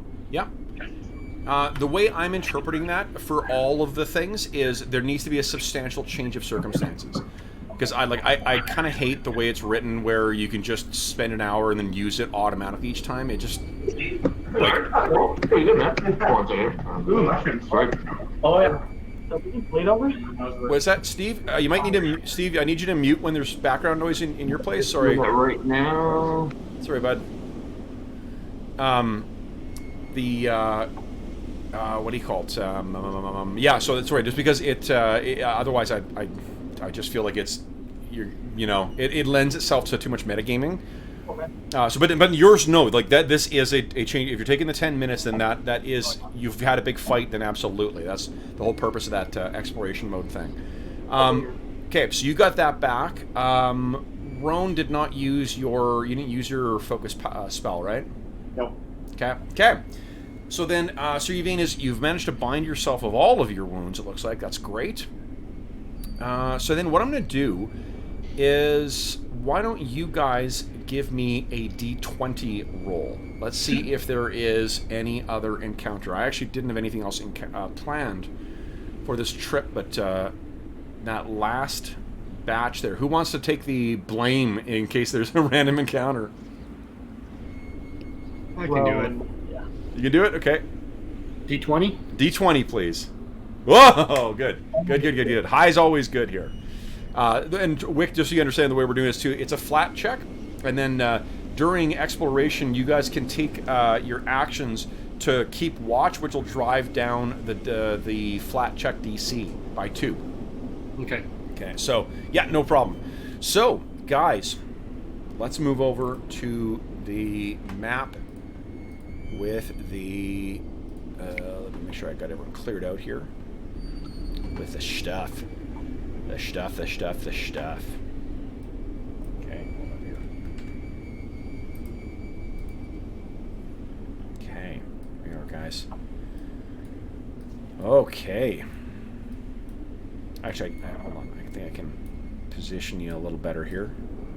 Let me get this here. Yeah. I'm gonna zoom out. So the rest of the journey is cold and a little tiring, but not terribly bad. But you are around, yeah. And as much as you were keeping an eye out for it, for that twisted, ancient, blanched pine,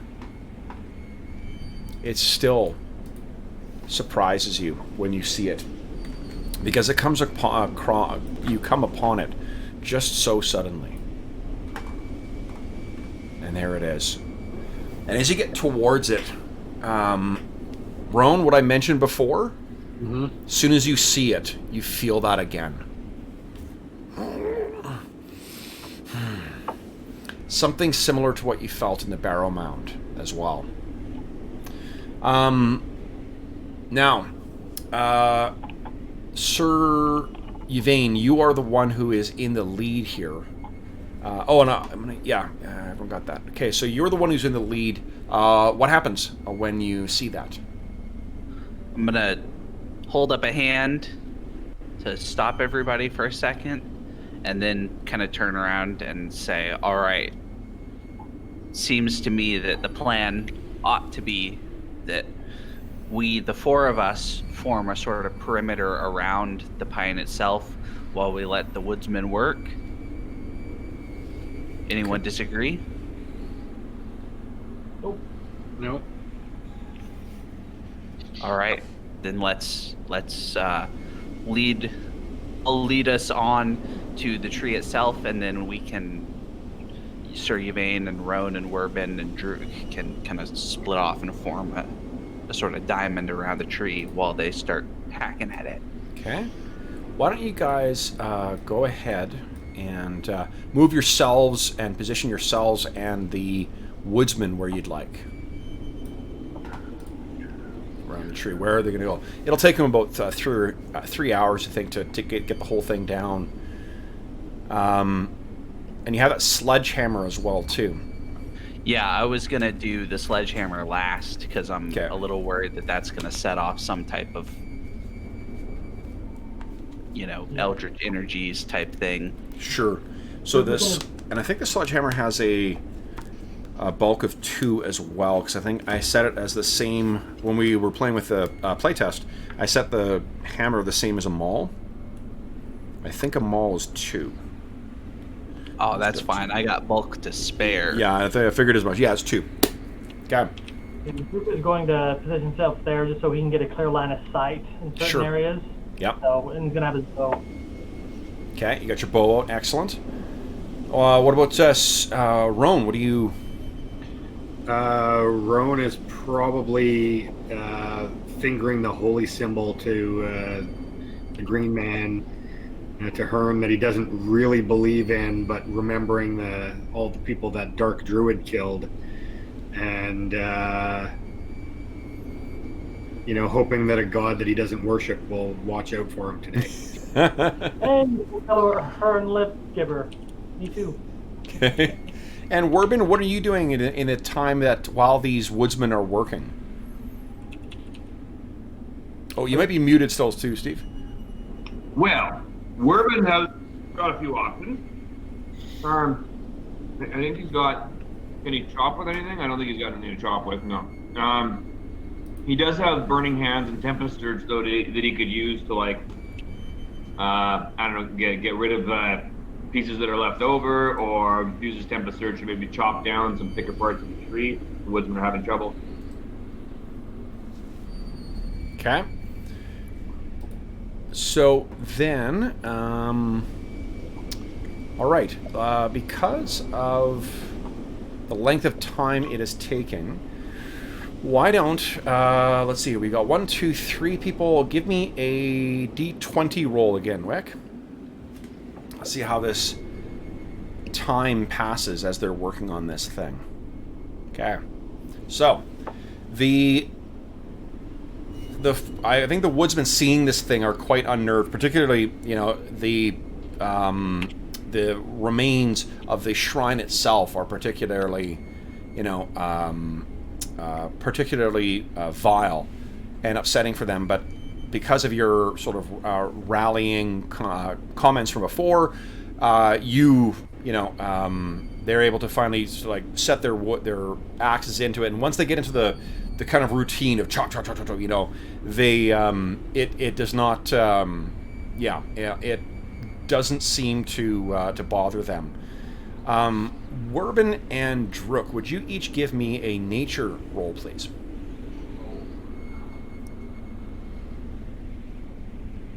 Wow. Okay. Nice. Werbin, holy smokes. Werbin, as this is working away, as they're chopping away at the trees. 1 second here, I want to see. There's another thing I want to grab here.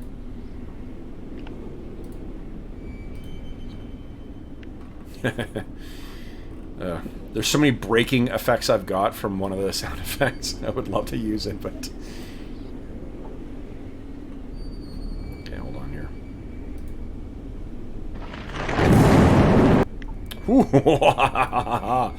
Awesome. It sounds a little bit fleshy. I'm going to be impressed. So the snow continues to fall here, guys.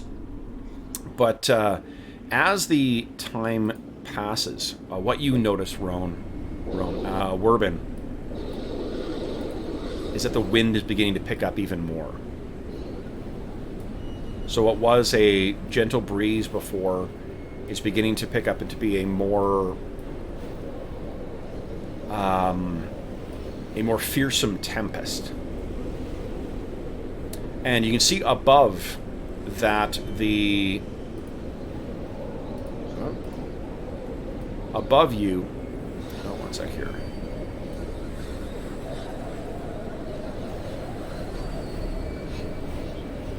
Yeah, that's right. I'm sorry, guys. I was trying to set something up, and I can't really do it until I actually start playing it. So, Werbin, you can tell that there's this like swirling vortex of clouds that are beginning to form above this pine. And you can feel the unnaturalness of this as well, too. And I think that when you, Druk, you finally kind of notice, you look over and you see Werbin staring up at the sky. And you look up, and this is something quite, yeah, it's quite unnatural. This is not an expression of primal power. This is something different. Fine. And as you guys get close to felling the tree, as the last, axe falls in the giant, twisted, dried out center of this thing, and the woodsmen call out, "Look out! Look out! It's going to come down!" That's when you are hit with it.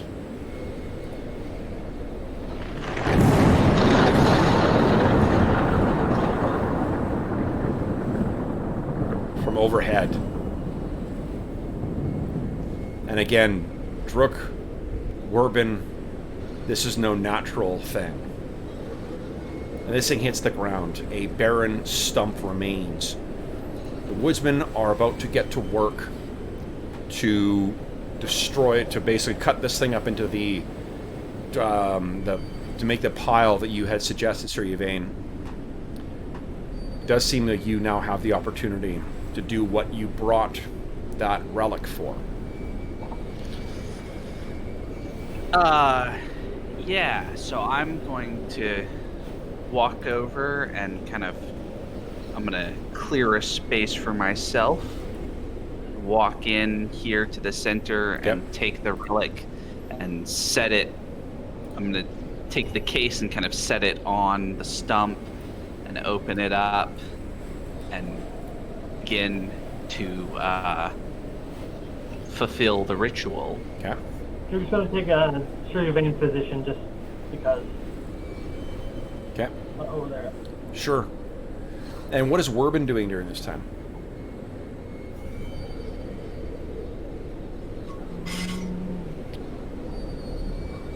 Oh, you might be muted again, Steve. Oh yeah, there you go. How's that? Perfect. All right. Werbin is going to hide in the bushes over here. Okay. Okay. Going to blend in with the scenery. Okay. Okay. What's your stealth bonus? Oh, let's see here. It's a whopping 5. Oh, that's not bad. That's not terrible. Okay. So, Sir Yvain, you begin the incantations. Would you kindly make a religion check? I will do so. Nice. Okay. So what do we see as you are... You take the little tooth, the relic that you had out, and place it down on here. And I imagine that there are careful drawings that you need to make. Like what's taking your time here is making the holy marking in. Do you speak Celestial? I don't know. Let me check the PDF. Sir Yvain, character sheet. Where is languages listed? It's on a perception. No. On because I didn't fill out this on the character sheet. That's the PDF. Oh, no, I can actually pull them up on my phone. One sec here. Oh, languages: Common, Draconic, Elven. So no, not Celestial. Not Celestial. Okay, so this is a language unfamiliar to you, though. You, yeah, I mean, it's wholly unfamiliar to you.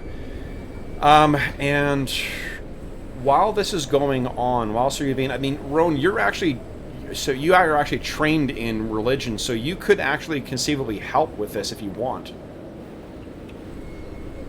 Or would you feel your time is better spent keeping an eye out? I think my time is better spent keeping an eye out, and I'm also worried that if I help too much, I will draw unwanted attention. Good call. I have an idea. Yeah. I don't know if I can help Sir Yvain directly, but can I start pacing around the oak in a circle, just chanting in Druidic and trying to just, marshal the nature spirits to kind of like create a buffer between this maelstrom and us? Yeah, sure. Yeah, I'll buy that. Why don't you give me a nature check, please? Nature deities.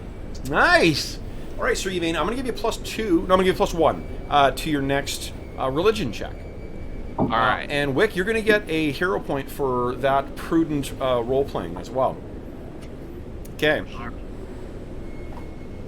Wick or Druker? Werbin remains, hidden in the bushes, and you can feel that this gets even more, what do you call it? More unnatural as once again, peal of thunder rolls across the sky. Sir Yvain, this doesn't break your concentration, but you feel like there is a malevolent will that is pushing against yours. Well, and I'm wondering if Celestial in kind of the sort of language tree as the languages have grown, if Celestial is like at the root of sentient languages, sort of in the like the Proto-Indo-European at the root of all these, and so there's like a sense I can sort of, especially in the Elvish, because the elves they have long memories and their words have not deviated quite as much, that every once in a while I can get like every third or fourth word, and I kind of every time I come across it, it's almost like a stumbling block as I realize just the sort of weight of what I am calling upon with Saint Nick's power. And I am going to make another religion check as I attempt to continue the ritual. And I'm going to hero point it because that's not a good roll. It's better. 17. Plus one. 18. 18. Plus one. Okay, so you can again, you're making further progress in this. You finished up with all the carvings you that have made it into the tree. You begin sprinkling this metallic like dust that's in the so that in this small little like kit that Brother Otar gave you, and you think you can see like smoke or steam come up from when it hits the tree. And you can feel again like this building malevolent will is still again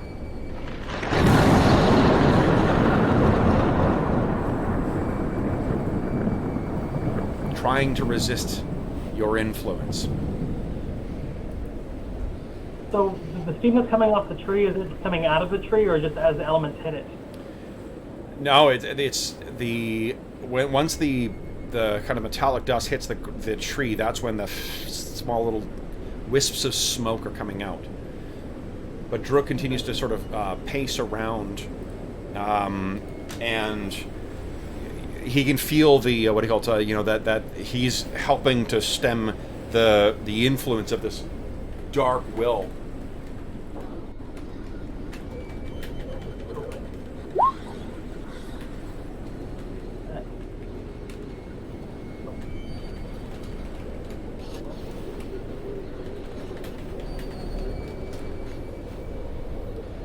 So, as you are proceeding along, Roan, you can tell that this is about halfway through the ritual. The tempest seems to be growing worse. Sir Yvain, you're making good progress. The next two phases of this will simply be bringing your focused will in on this. You can feel that you are pushing against a phenomenally powerful force. That initial force, when you guys shattered the shrine, you can feel that thing is even more. It's not the sharp, whip crack of power that you felt when you destroyed it. It's something massive and pushing. It's like, imagine trying to force a door closed against a charging ox. You know, it's this constant, so much stronger than you, force that is pressing against you. That makes Druk want to push back harder. Okay. So the Druk, let's do that again then. Druk, why don't you give me a nature check? He's gonna try and like tap into the life essence of the forest around him, kind of like when he heals people, and try to use that to push back if he can. Awesome! Awesome! So good. Okay, so nat 20. Great. You know what I'm going to do for that nat 20? I'm going to grant the entire party a hero point. Ooh. So you've bolstered that. You have Druk to thank for this. What do we see in the fiction? What's happening? That is. Thing with Druk, he's like physically like trying to lean into it. Like he stops pacing, he's leaning into the tree, and all the branches around him from the living trees are leaning in towards it. And little green embers are flickering off of him, and the fog is kind of reaching in towards the tree. Love hitting it. Like a buff and pushing against it. Yeah. Okay. All right. So then, Sir Yvain, why don't you give us another religion check, and I'll give you the +1 from Druk as well. He's helped you concentrate, and then after your roll, you can tell us. Whoa! So what do we see as you are closing your eyes? So we see Sir Yvain. He's he's using his right hand to gesture over this and to draw the things and to deposit the kind of flecks of material that Brother Otar has prepared, and we see his left is stuck directly over the symbol of Arcantral on his breastplate that he's, completely absorbed in the moment, and it's very clear that kind of under his breath he is praying for Arcantral's aid to do this correctly. Sure. Because it is, And I think what you're seeing is you're beginning to see that sort of interlocking sort of pentagram type thing that is Arcantral's symbol is forming over this thing, and you think you can see light beginning to emerge from the tooth that is placed on there. And that, my friends, is when you hear it. He's here. Awesome! I can feel him. That's so good. You get a hero point for that wick.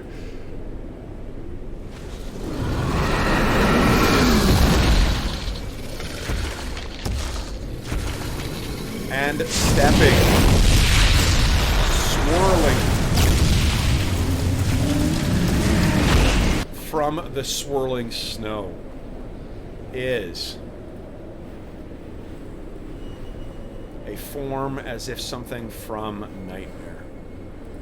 It is. One sec here.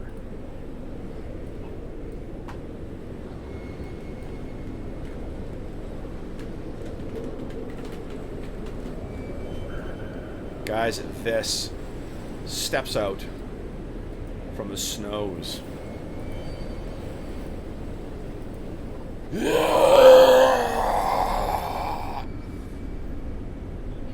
Only it does not appear to be fully manifest. It seems as if it is formed from the snows itself, as if it is some dark echo from an ancient and unknowably powerful being. Clean up on Isle Drew. Yeah. And let's reveal where this thing strides, guys. You ready? 1, 2, 3. And with each falling hoof print, we get the music queued up here as well. Where'd I put it? Where'd I put it? Bop, bop, bop, bop, bop, bop, bop. No, that wasn't it. Is this the one? Yeah, that'll work. So he strides out, and as his feet hit the ground, and he bellows out a order towards you. Sir Yvain, you can see that the form of Arcantral's symbol that has appeared above the stump, it like flickers for a brief second as you look over and see this thing making its way towards you. Now, let's see here. I need to do 2 more things out here. Oh yes. Oh yes. Okay. And what pulls itself out from the ground, just like those skeletons from before?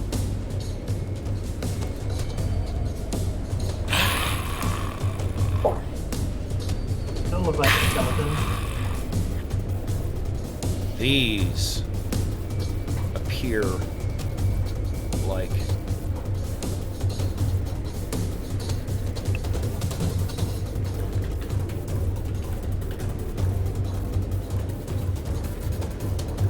this, guys.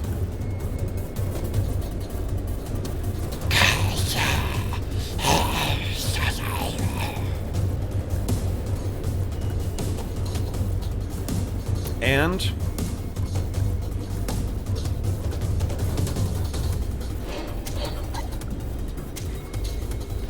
there are, let me paste one of these and quickly put the hit points on them.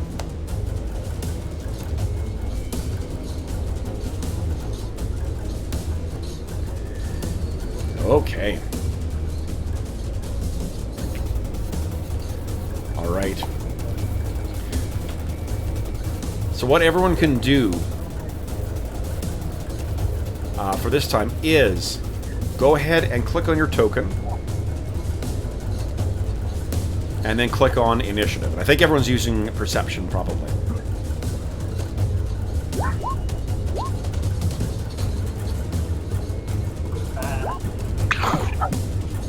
Guess I'm going at the end, boys. Ooh, that ain't good. Nothing wrong with that. Okay, let's see here. Have a turn. Okay, so these things. Nice. 25. Oof. Okay, so that's them.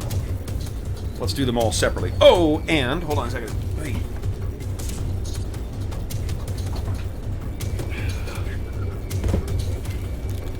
This justifies my purchase of the regular cover for the bestiary, because I need to have a bunch of monsters available here. Nice. All right, all right, all right, all right. There we go. There's that, and I need to mark one more with a, which I've done already. Look at that. I plan ahead. It's almost like I've run this game before. Okay, so, whew, let me roll initiative for these things. For the Hungry Dead, they get, oh my god, a 17. Yikes.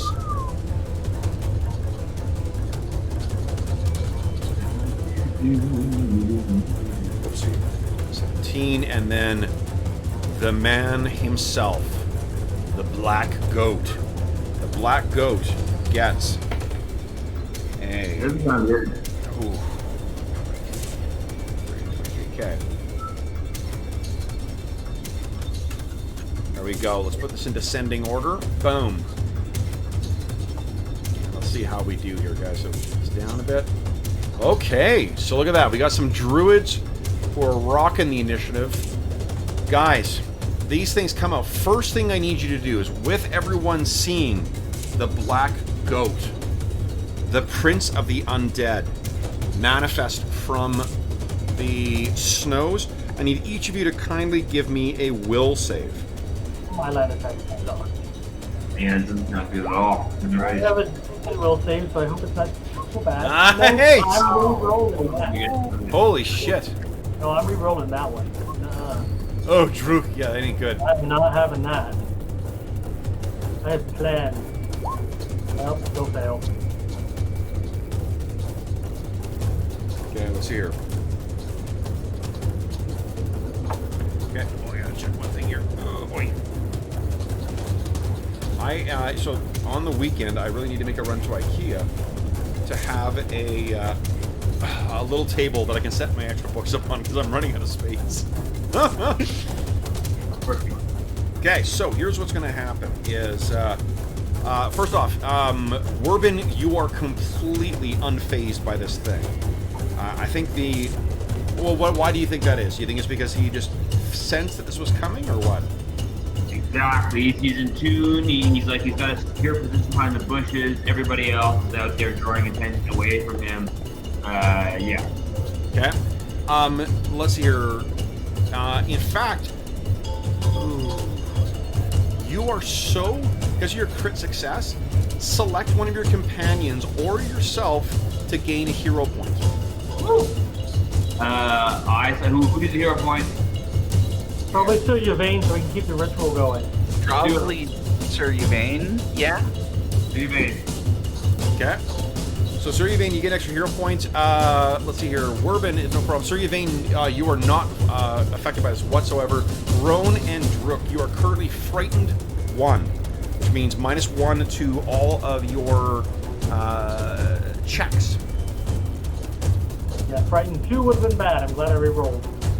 Yeah, well, it is, and that I think it's actually the crit fail is. Oh yeah, it is only 2. Okay, all right. And then what'll happen, Wick, is at the end of your turn that will go down by 1, so it'll go away after at the end of automatically at the end of next round. Okay. This thing's giant, form appearing has not rattled you. Werbin, you are up first. What are you doing? Werbin is going to. Is he gonna rattle it off? Maybe he's gonna do this. It doesn't look good for Sir Yvain, so maybe actually he'll step up here. Boom. And then blast off with some burning hands and hit those 2 fellas right there. Okay. As I strike y'all. All right.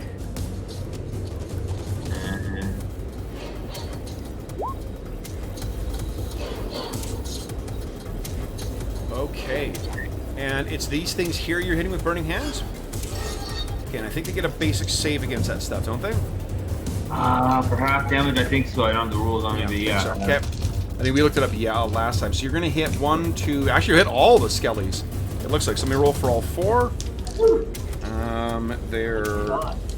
Reflex hit. Okay, here we go. 1 fails, and the others succeed. So that is 3 points of damage, but unfortunately, because these are skeletons... actually, Jesus, even the one you hit... Your fire washes over these things, but all it does, Werbin, is blacken their bones. Okay, so that was, you moved and you cast a spell, so I think that was 2 actions, so I think that's it for you. Drook, you got 3 actions. What are you doing? Okay, so Drew can feel the weight of the enemy just pressing it on him now, and the tainting of the dead. So he's going to call on the forces of nature, and he's going to zap these 2 guys with electric arc. Okay, go ahead and click on electric arc. Make a save for them. Whoa, good. Oh, okay. Fail. So it scorches across each of them. It does not do a huge amount. Well, you got a little bit though, right? It does a little bit, yep. Yeah, so Okay, it scorches them. Some of their undead flesh is flensed away. You still have 1 more action. He's focusing on Wild Morph. His hand is starting to mutate again. Nice. Okay. Then it is... Oh, boy. It is the Black Goat. He roars out. And he is not pleased with you, Sir Yvain. Sir Yvain, you are 1 off from completing this ritual. Boom. Boom. Here, I'll do it 1 square by 1 square. Boom. Boom. Boom. Oh, yeah. Boom, boom, boom, boom, boom, boom, boom, boom, boom. He charges in. That giant mace behind him, his head down as he comes racing in and crashes into you, Sir Yvain. Let's see here. What is your AC currently? 21. Okay, so it does not crit, but the concussive force of these horns smashing into you. This thing towers over you at least 10, maybe 12 feet tall. Boom! You take 18 points of damage from that first hit. And its last action would have been, I'm going to say, for summoning these things. So it is done. Next, the Hungry Dead. All right, so we got one hungry dead on Werbin. So Werbs, this thing twists towards you and lashes out with, its claw. A 24, no, 22. Does that hit you? I think your mic is muted, Steve. Yeah, well, Steve, your mic. Oh. No, hello? Hello? Can you hear me now? I can hear you now, yeah. Hello? 22 AC. Hello? Alright. 22 Hello? AC hits you? 1860, yeah, it is, yeah. Okay, so you are hit for 4 points of damage, and I need a fortitude save from you, please. Misses with the second attack. Actually, and that's it. Oh no, it's stationary, right? Misses with its third attack. Nice, Werbin! Wow! So I'm actually, again, with the other one, yeah, that's a crit success. You're going to be immune from these effects completely for the rest of this encounter. Alright, so that's one of them. The other one, I think, Sir Yvain. Was racing in on you. You are flat-footed against this thing. Sir Yvain. Against flat-footed AC, does a 19 hit? 19 is exact. So you take... I need a fort save from you, and you're going to take 5 points of damage. Fort save. Nice! Sick. You likewise are immune to whatever this effect is. That was... so it's moved, it's attacked once, attacks one more time. That's a 23, so it does hit with its slashing, but you are immune to its other effect. 3 points of damage as this thing is clamoring at you. That is it for them. Roan, 3 actions. What are you doing?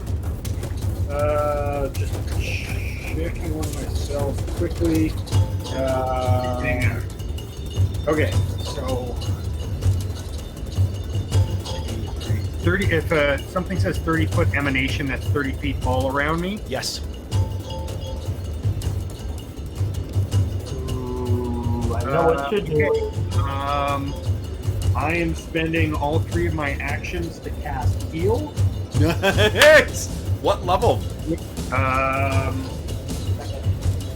gonna cast it at 2nd level, I guess. That's as high as I can go. Yeah. Damage. Just So- blast on dead and heal everybody. Yeah. Hell yeah. Yeah. So that'll be 2d8 Holy shit. and plus 8. Oh, that's so good! So what do we see? And it also targets all of the undead. Yeah. And deals damage to them. Yeah. Okay, so... Wowzers. Okay, so I gotta make a bunch of saves here. Why don't you go ahead and click on that. Your spell DC is... Your charisma is probably at 18, right? Yeah. So it's 4 plus 2 from trained is 6. Plus 3 from your 9. level is 9. So it's probably 19 is the DC. Wow, okay. So go ahead and roll your damage from that, or your healing and damage. Okay, so that is 2d8. 48, isn't it? Because you're casting a 2nd Right. level? Oh, it's 1d8 per spell level. Oh, I see. Okay, got it. Okay, so Yeah, it's 2d8. but I get it because I'm using all of my actions. I get an extra 8 on there. Okay. Is this a bloodline power? Oh, holy cow. Oh my god! Oh my Oh. god! I'm almost better again. I'll take your black man. Holy shit. For flavor, I'm gonna draw the symbol of Hearn, and I'm gonna say these are Hearn's woods, and he hunts goats. That's amazing. All right, so let's see here. Okay, so the one that's there also fails. The one that's there also fails. Holy shit! So basically, Wick, what does it look like as this wave of power emanates from you and wipes out all the risen dead?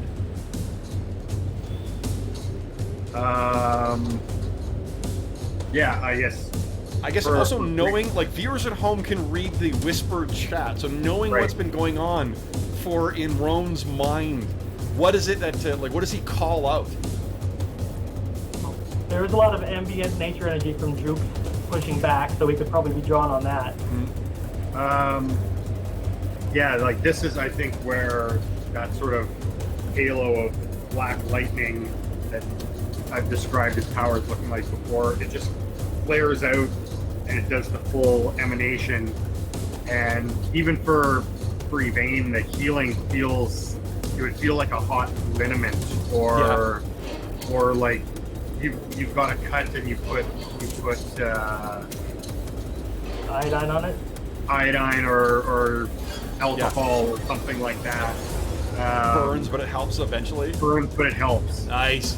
Awesome. So that means, Werbin, you're actually back up to full health now. And Thank you. boom, boom, boom, boom, boom, boom, boom. All the undead is destroyed in this wave. Wowzers. Sir Yvain, Yeah. this thing towers above you, but you suddenly feel bolstered by the energy from your colleague. What are you doing? So can I make the last religion check? And let me make your... you can try, yeah, absolutely. It will trigger a reaction. Yeah, and this thing, I'm the titanic form of the black goat, it was also affected by that. As the lightning No, played across I'm it. expecting it to react to my religion check, but I'm gonna do it.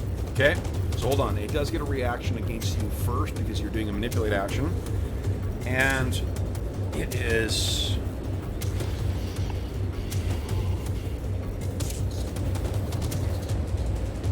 Oh, you can try something nasty.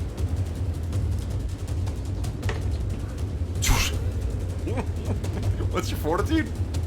Fort is +9. +9. So you go down to try and complete this thing. The black goat swoops down, hits you, and throws you 20 feet back, whoa, over in this direction. 10, 20. Oh, yeah. Boom, over here. Would you kindly give me a reflex save? Let's see if you remain standing.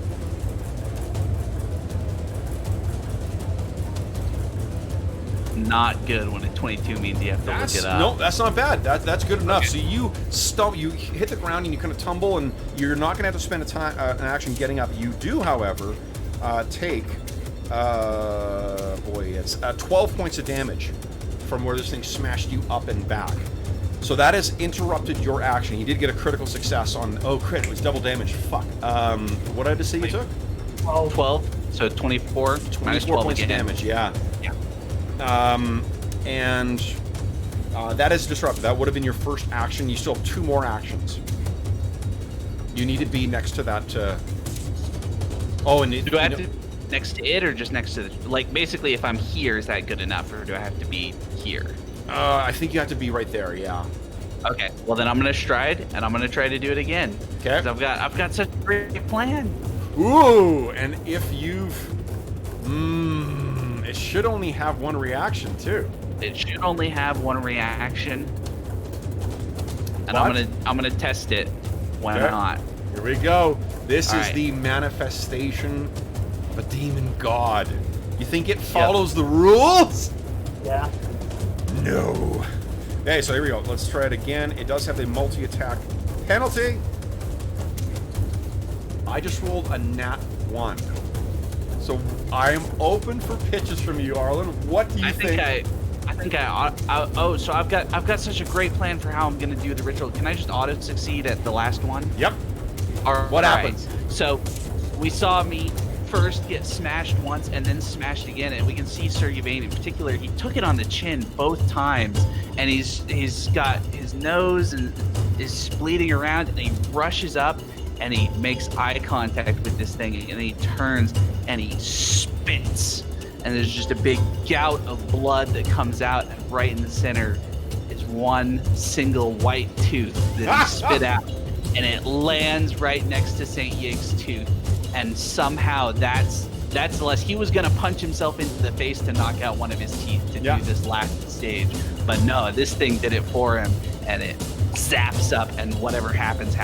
Okay, so you see this thing, the small symbol of Arcantril that's on there, it face begins flaring out brighter and brighter and wider. This thing kind of... And as suddenly as all of this began,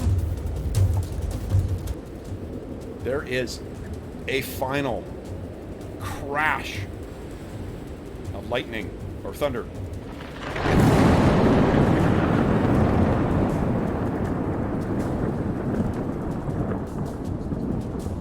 And the black goat is gone. You guys stand here. The wind, in fact, begins to die down, as is often the case in the Barrowmore. Steve's a traveling man. You heading to your room, Steve-O? All and right. I think as soon as everything disappears, Sir Yvain rushes down, and he's going to do lay on hands, and he's going to try to do lay on hands on the tooth of Saint Yig to try to keep it present in this world.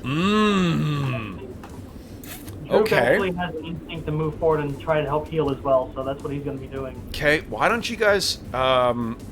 you can feel this, I think, maybe as well, Roan, if you want to, because you have a link with the Divine as well, and with other things as well. If so, anyone who is going to participate in this, Druk, it sounds like, is. Roan, are you going to try and prevent this, the tooth of the relic from actually being consumed by this? Yeah, I think so. Okay, so Druk and Roan each give me a nature for Druk and a religion for Roan. Okay. Come on, he's calling on the powers of the regenerative powers of nature. Nice. Okay, that's good enough. And Roan?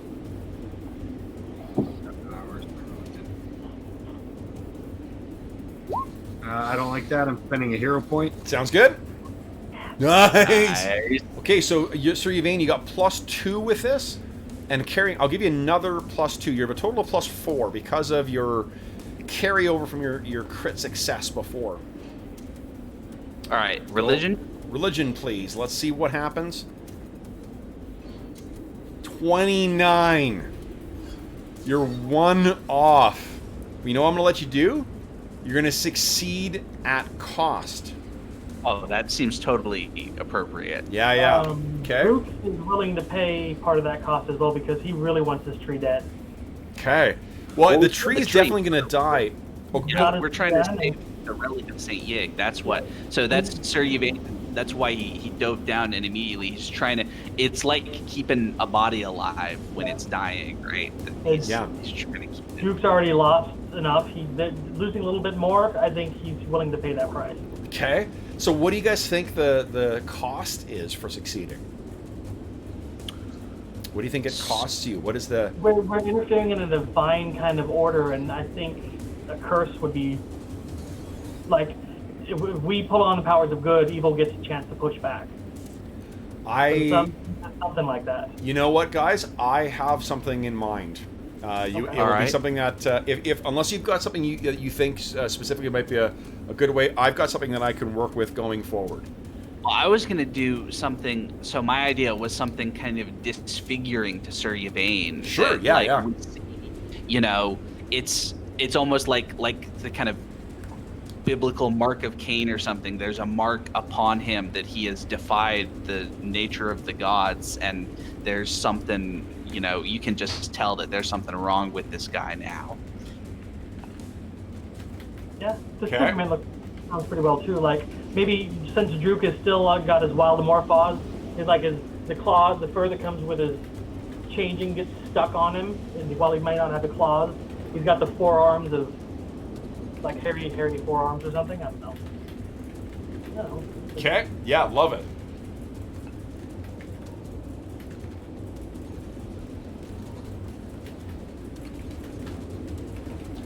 That seems cool. Or your idea, whichever you think's better. Well, I was thinking, what if it was manifested as like fangs, since we're on teeth, right? Sir Yvain, you can feel his teeth are growing and changing. Okay. Teeth. That's Yeah, he's awesome. got fangs in place of teeth now, and is gonna unsettle everybody every time he smiles. Okay. Is there? That might work well for Droop too, since he's sharing in the experience. Like, he grows more bestier looking, like his orc is coming forward more. And Sure. Yeah. Roan, is there any cost that is exacted from him or from you, I should say?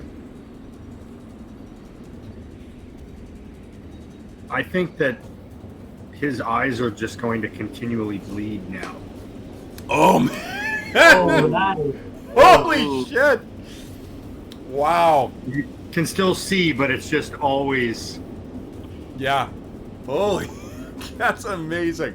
So at great cost, not only do you guys seal this and seal this font of evil, you also maintain the pristine tooth of Saint Yig. And trembling and shaking, Sir Yvain, you pick this up and place it back in the reliquary and close it carefully, your hands shaking as if you had run a 20-mile race. What do we see with each of your guys now, too? This is remarkably anticlimactic as compared to what you have gone through. Droop lays a hand on Sir Yvain's shoulder, and it's like from halfway from his hand backwards, it's like fur, like a wolf, and his face is more bestial. He's like, "We'll share the cost for this. We have succeeded." Yeah. 'Tis our burden to bear. Wow. So, And when that then, happens, you can have 15 hit points back there, Sir Yvain, from my heal spell. Nice. okay. So then, guys, the black goat, having been sent back across the abyssal depths, what happens next? I think Droog is going to sit down and breathe hard for a bit. Okay. What about Ronan and Sir Yvain? The woodsman, now that this has all calmed down and the swirling winds have abated, the lead one kind of sees the cost that has been exacted from you, Sir Yvain, and he sees you place that tooth back in. So, knowing what his part is in this, he nods, says, "Well, come on, get back to work!" And they all get back to work. Chop, chop, chop, chop, chop, chop, chop, chop. And... We'll get out of their way. Okay. Roan? There's still remnants of the broken altar here. Yes. We haven't destroyed the altar, right? We destroyed the tree, but we've still got to sledgehammer the altar. Yeah. It's mostly, I mean, from the skull that was embedded in the tree, Yeah, that's we destroyed. pretty much got it, but just to be sure. Yeah, but the actual slab, and the slab is like a drab piece of dark gray stone that has all these horrible stains on it. And around your feet, around the tree, are the brittle, broken bones of what were no doubt offerings to the black goat over the years and years that this has been here. I'm going to cast Acid Splash and just put my hands into the altar. Yeah? And I don't know if anybody is close enough to hear it. I would probably be muttering, "I didn't ask for this power, but I'm glad it destroyed you." Nice! And, once I've left my handprints in the altar, then I'll probably start taking a whack at it with the sledgehammer. Okay. Roan, or Chad, who overheard that? I'll say one person did. Who is close? Warbin, I guess, is closest. Okay. So, Warbin, you hear him clearly say, "I didn't ask for this power, but what was the rest of it?" But I'm glad it destroyed you. Nice. What language does he use? Probably. I think I only speak Common and Orc, so I guess it would be Orc. Okay, nice. That I would understand, but I'm too far away. Okay. All right. So then you take the sledgehammer and begin to. So, Sir Yvain, you can see that Roan has taken it upon himself to start working on the altar itself. Warbin, what are you doing during this time? Warbin kneels down and says a little prayer. to the forces of nature, and then looking around sees that there's work to be done. So he helps out with the chopping of the wood. Okay. Which he also notices would probably sell at a pretty reasonable price for firewood back in town. Oh no, that's not. That's not what we're doing. We're doing the firewood out here. The Frogurt is also cursed. That's what everybody does here. So, Werbin, you get the action. You begin helping out with the woodsman with their task. Sir Yvain, what happens with you then? I think Sir Yvain, he kind of sets his shield and his sword down, and he's holding the reliquary in both hands, and just sits down, and we can see that kind of his elven heritage has made him. He's kind of thin and lithe and stuff, but he looks almost gaunt, and maybe even like there's a sort of vampiric tinge to his face now, with the way that the fangs kind of altered his cheekbones and his jawline and all of that, and he's just sort of gloomy and brooding almost. Okay. Interesting. All right. So, what happens next? The woodsmen will complete their task. It's later in the day. I mean, it's been 6 hours since you set out first thing in the morning, so this is probably maybe mid-afternoon right now. You probably have just enough time to do whatever you're going to do here and then start the march back. Well, Droop is going to start making the rounds again because the forest never sleeps and monsters can come back. Yeah. And maybe refocus while they can. If so. You absolutely would have had time. Yeah, sure. Okay. You guys, and again, like this is the kind of thing where, where there's been a substantial change. Your god or your primal whatever would grant you your connection again. So then, once that is completed, what was the plan? Is the plan still to create basically a pyre? Yep. At this point, after seeing the manifestation of Orcus, burn it. Don't even risk it. Burn it all. Okay, so it's all piled up, and then what starts the fire? Well, could we have the guys clear around it just enough so that if we leave it, there's no chance it's going to catch the trees Absolutely, on fire? yeah. You know what? I mean, I guess the way the weather's been, you're probably quite fortunate that everything is completely soaked and covered in and there still is snow coming down. Yeah. Right. So yeah, I think that because of the heavy condensation and because of your forethought, you will you won't. So because of it being so wet, perhaps all of us can light it on fire. Sure, Yvain, you probably need a torch, but me and Warbin, we can provide magical fire, and I'm not sure Rowan knows a fire spell, but... I have... Sorry, you do? Or? I do have torches, so... Oh, torches, okay, so yeah. So then, Druk and Warbin, I think, because both of you guys, I believe, have produced flame, right? Yeah, so what do we see as you guys light the fire? I just conjures in my hand, and I'd say we all at the same time just reach down and light different ends together and just okay. Droop snarls and just wants to see it burn. Awesome. And as you guys pass, you've once this is ready, and the woodsmen, I think, while you were lighting this, they've all collected all their tools and get themselves ready. They are ready to head back. Drook, I think, because you were the one who was connected to this, you look over at the stump, which now has the blazed, kind of as if someone had taken a brand or like a solder to the interior of the stump and marked symbols on that. You can see right in the center where there's a crack that has emerged when the final words of the incantation or the invocation, I suppose, was completed. And from that, there is a tiny green shoot. Juke walks over there, pulls out a hunting knife, and just near the stump where the shoot's coming up, he starts etching in the wood and says, "Hair Dog was avenged." Nice!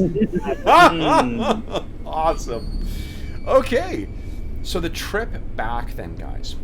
We'll switch over to this, our travel map here.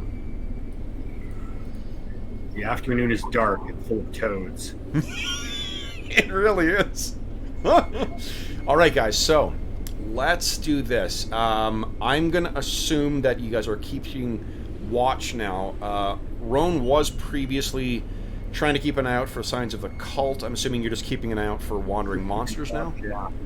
Yeah, so, Roan, why don't you give me another D20 roll? Let's see here.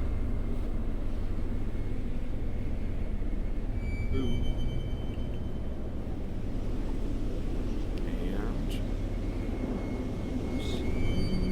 Just this one stupid healing spell. Oh, and that's what, right. What I've been doing is... I'm hoping for an anticlimactic death for Roan. Death by blizzard. Well, and then he froze to death. Quick, Dan. What you can see, I think, are there are a series of prints. As you're making your way along, you can see that they're like ahead of you, walking in the opposite direction.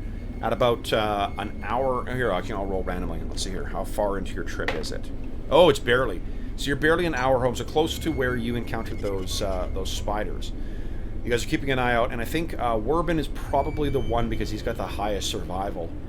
Werbin, you're looking down, and Sir Yvain and Druk, you guys are kind of keeping an eye out for living things or new, things that are might come and attack you. Werbin, your eyes are going everywhere as a trained woodsman.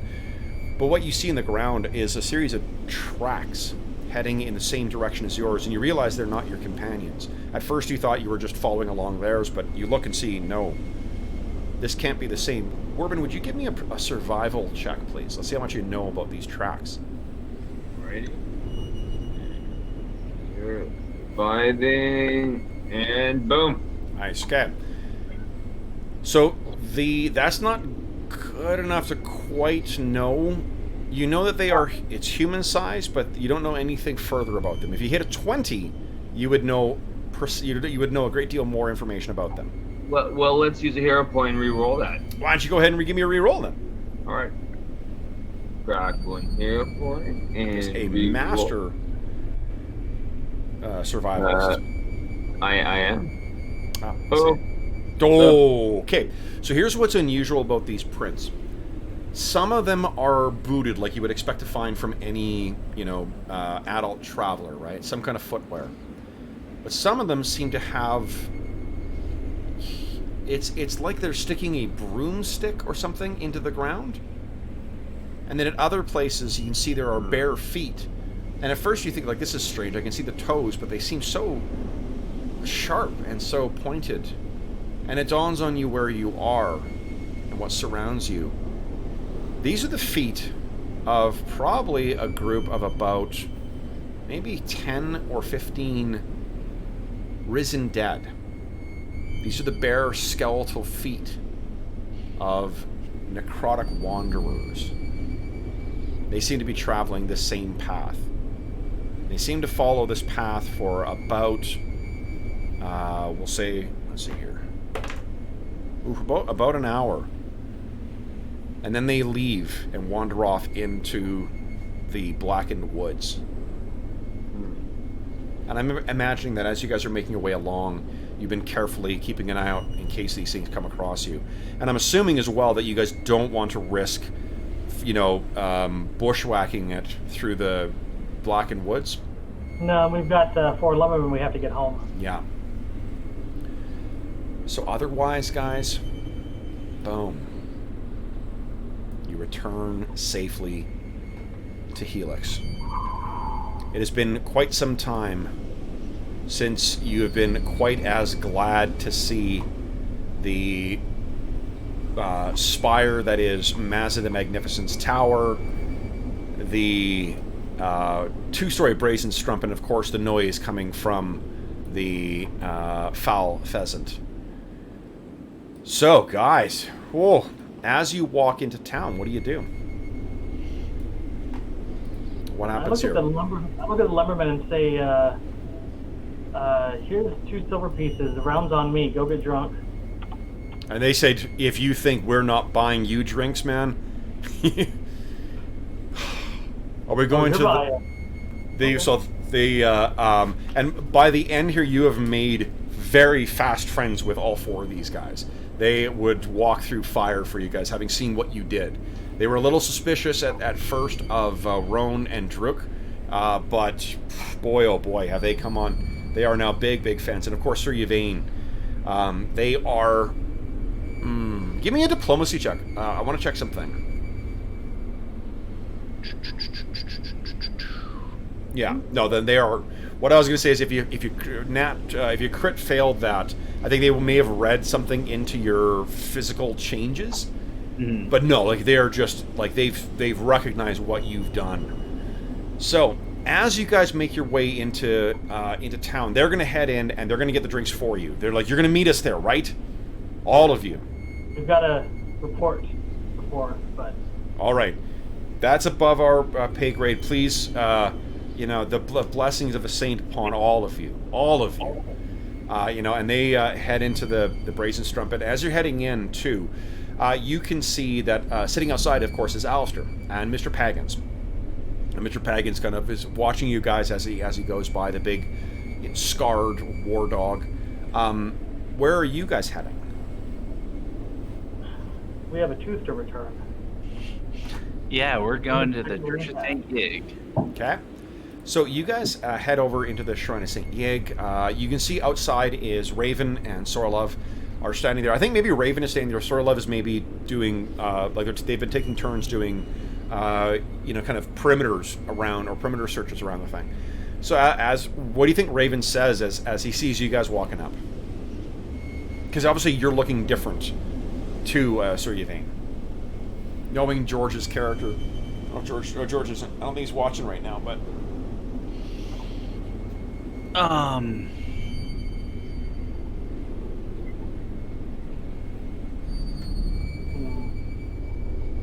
don't know, something to the tone of, brother, you've returned victorious, I must assume.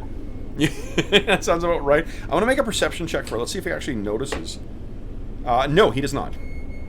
That's good. So we'll let George roleplay out the change if he notices it eventually.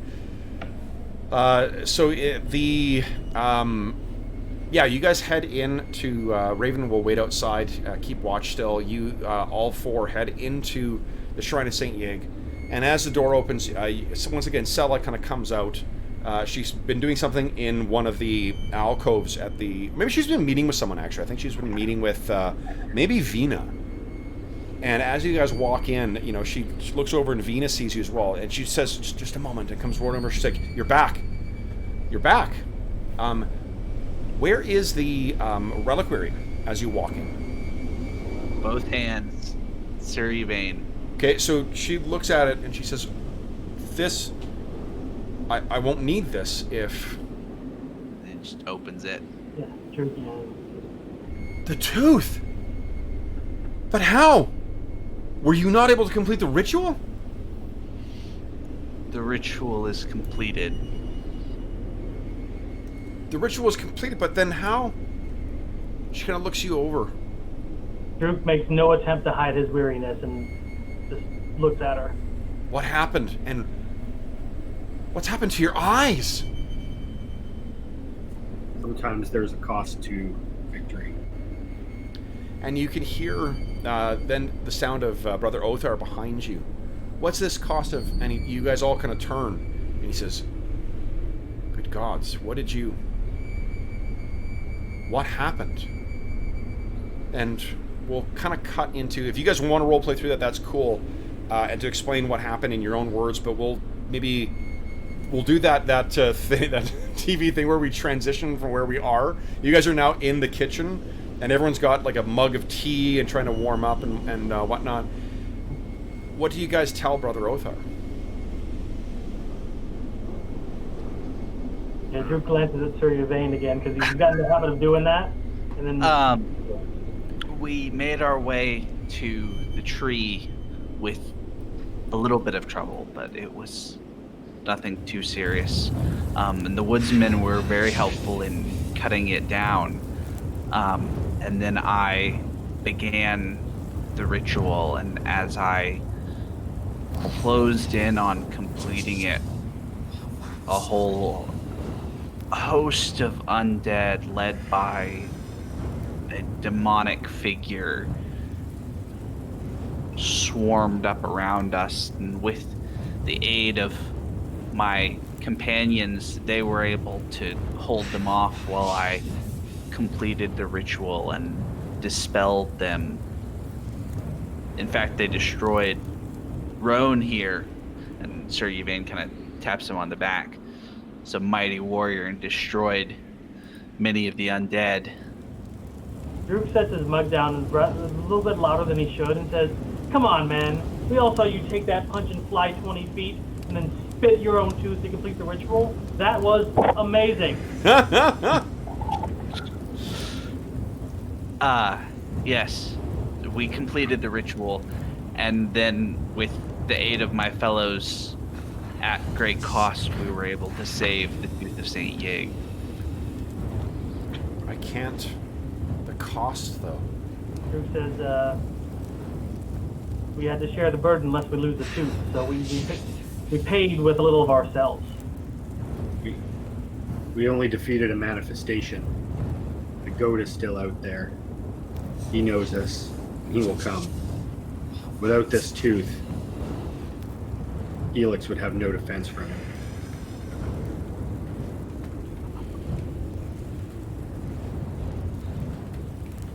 Droop nods solemnly. So, what else happens in here, guys? And is there anything else that we want to... He is extremely grateful, obviously. You know, the tooth seems to mean more to him than, or the relic seems to mean more to him than they may have let on at first, or at the very least. It speaks to the cost that they were willing to pay to seal that, that unholy connection. What you can hear in the background is the roaring fire, what do you call it, fireplace in the kitchen of the Shrine of St. Yig. Now, does the Church of St. Yig do like Catholic style confessions? I imagine there's something like that, yeah. Okay. Well, then I think Sir Yvain will, like, make an appointment with Brother Otar, or however you do it. Say, yeah. I'll be back in the morning to speak to you about what happened in greater detail. Well, interestingly, there is a ritual called Atone. And what it's designed for is for when, like, a paladin or someone with a druid, someone with a specific connections, has faltered in their beliefs. It's a way of them restoring that connection with their otherworldly power. I'm wondering if there might be a similar ritual that might be performed to help alleviate the connection with the demonic that you guys now find yourselves afflicted with. Like, Atone is no small thing. It does require you to do stuff. Yep. Sounds like a great setup for a next adventure. You're the DM. These are just guidelines, Yeah. There are also, there are other, I guess, like, when you're sitting around thinking about this too, and thinking about the meaning of this tooth, am I correct in thinking, Sir Yvain, that your mind goes back to that dream? Because the brazier burning bright across the top of that pillar. Yep, I am kind of zeroed in on the idea. That's why I dove down to try to save the tooth, is because I am just sure that this is what protects Helix from everything. Yeah. Okay. So maybe on a cost worth paying then. Okay. Oh, absolutely. Yeah. Our business is to go into battle and be cheerful as we die. What happens at the... is there anything else that happens in here, guys? No, the only solution to this is drinking. So. Well, you certainly have... by the time you guys head in... So first off, everyone can raise their renown with the Church of St. Yig by 1. Okay, so now I have renown with the church. Yay! Oh, actually, hold on. It should actually be up by anyone who went to the tree the first time. You also get another point of renown from the Church of St. Yig. Nice. What do we get with high renown from St. Yig? With 5 is you get access to... It's just like the... what do you call it? It's just like the renown rewards in... what do you call it? Our Ash game. Yeah, Tula. Yes. Yeah. So I'll take a look at and I'll see what the rewards are. But yeah, you guys are definitely making your way up in that. Where's our renown? Renown will be just we've been recording, I think, on the notes on the first tab, on the leftmost tab, or under the details. Oh, sure, yeah. Character sheet. There's a section for allies, so I've been putting my renown with St. Yig under allies. Oh, perfect. Yeah. I put mine under organizations just because. Oh yeah, that makes sense too. Yeah. I got descriptions of the other characters that I've met in allies. Excellent. I also point out to you guys we have boom, the character notes. Oh, great! You guys are already making use of it. Everyone's got access to that. Everyone can add stuff or reference that. So that's what we're going to use as sort of the centralized way of tracking these things. So, all right. So then, unless there's anything else that's going to happen in the Shrine of St. Yig, you guys head over as the sun is setting into the brazen strumpet. And as you guys walk in, there is a cheer that erupts from the people that are in there. Ah! There's a whole looks down. And everyone is thrilled that you have returned. And Donk's not the only lucky green lad. The great big half-orc with bleeding eyes. Yeah. Yeah, everyone is thrilled to have you back. Everyone is, they're falling over themselves. Balo and even Bilworth Turgan is in here. HHR Huff and Puff insists on buying you around. Karg Barrowgut insists on buying you around. Like, it is really a very, very grateful town. That to think that there was the specter of Orcus hanging over the town, or potentially, is, yeah, massive success. So, let's see here. Anything happen that evening? Anything of interest? Well, maybe. Go ahead. Oh, go ahead. I got something I want to add, but see if you guys want to add anything. Well, internally, most of what's going on with Druk is that tightness and anger in his chest over the last 3 days or so is starting to loosen up, and he's actually starting to smile again. And he thinks, well, I'm hanging with the big boys now. I mean, I'm not dead, and he's actually he might starting to think he's going to make it. Nice. How about Werbin? Werbin is tired. He's gonna get some rest tonight. Yeah. So he makes his way up, and he's been out in the woods for quite some time, I think, too. Yeah. Yeah. Roan, what's going through your mind? Roan is going to be over the top cheerful, and trying to believe it himself, but is clearly, from my deception roll, has other things on his mind. Okay. Is there a sense motive in this? It just perception. Okay. Can I notice that he's not really feeling it? You would notice that Roan is drinking like it's the end of the world, not like he saved it. Oh, okay. That's awesome. So God. Druk will try and cheer him up, just because Druk is feeling similar, but not as boisterous, and Yeah. So like maybe that scene is so Roan, you've been like kind of cheering and whatnot, but as soon as you turn away, I think your face just falls back to this look of exhaustion and kind of like shell shocked. And you're looking down, another beer is set in front of you, and you look down at it, and then one of these little drops of blood from your eye falls in it. And that's when Druk sits next to you. What do you say, Druk? You just gives him like that 10-yard stare and lifts a mug, clinks it against his, and just throws it back. You don't need to say much. He just shares that like stare with him and just gives him a slight quirk to his mouth. Just it's gonna be okay, guys. Okay. And what about Sir Yvain? Well, I think so. Sir Yvain's not a teetotaler or anything, right? Yeah. And he knows how to get down. But I think this is the first time since he's gotten to Helix that he's drinking himself into oblivion. He is gonna black out tonight. Excellent. Then. Oh, you just played into the DM's hand. I know, but it's okay. I just got fangs already. Okay, Who knows if Archangel's ever going to answer my prayers again? Things are so fucking terrible here. Yes.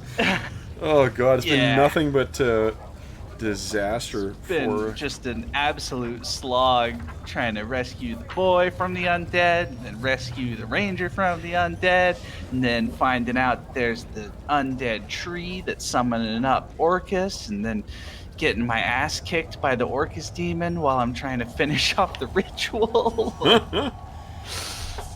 Yeah. That was fucking great job of racing back in there too. Well, I was gonna I decided I was going to shout to the woodsman to run back to Helix first, and then I realized I might not have enough actions to do it, so I decided, well, that's acceptable casualties, but I was right there with you. If you hadn't done what you done, my next move was to shout at them and then go toe to toe with that big thing to give you time. Yep. No, I figured that was it. This is what we got to do. So. And like I said, I really was gonna have Yvain punch himself in the face to knock a tooth out if you hadn't actually hit me with the Orcus demon. I figured that would be so appropriate as like the last kind of like a mini martyrdom for the ritual. Yeah. Yeah. Well, and it's just, like in future, I will absolutely, I love the idea of rather than having like, adopting like legendary actions and lair actions and shit like that from 5e, I love the idea of just having more reactions. That's a great way of having a boss monster feel present in the fight for longer, right? Oh, absolutely. Yeah. It was nasty to get almost hit twice. Yeah. Yeah. And if you apply the multi-attack penalty to that I think mitigates against it being too powerful. Yeah. No, that makes sense. Because his attack bonus is probably going to be really high anyway if it's a boss. So, cool. Give me a D30 roll, D30. Here's Sir Yvain. Let's see what happens here. A 6. A 6. So, by the end of this, you gain a local reputation as the life of the party. You're the absolute light of this. You've completely made everyone's day. Now, I'll let you pick. There's someone in particular who is going to be impressed by this, by your, just how like really taking a light to you. You've done so much heroic stuff, and you throw this great party, and you're just like, everyone loves you. Is it Ballo, Karg Barrelgut, Tacey, or Sella? Because she was going to join you guys for a drink. Oh, it's Sella. Absolutely. Okay, so you've improved your relationship with her by 1 as well. Things are getting dangerously close to romantic. So... If you start calling yourself Alucard, I'm going to laugh. So I think, here's what I'd like you to do is everybody give me a perception roll, please. Boom. Okay. I see. Receiving.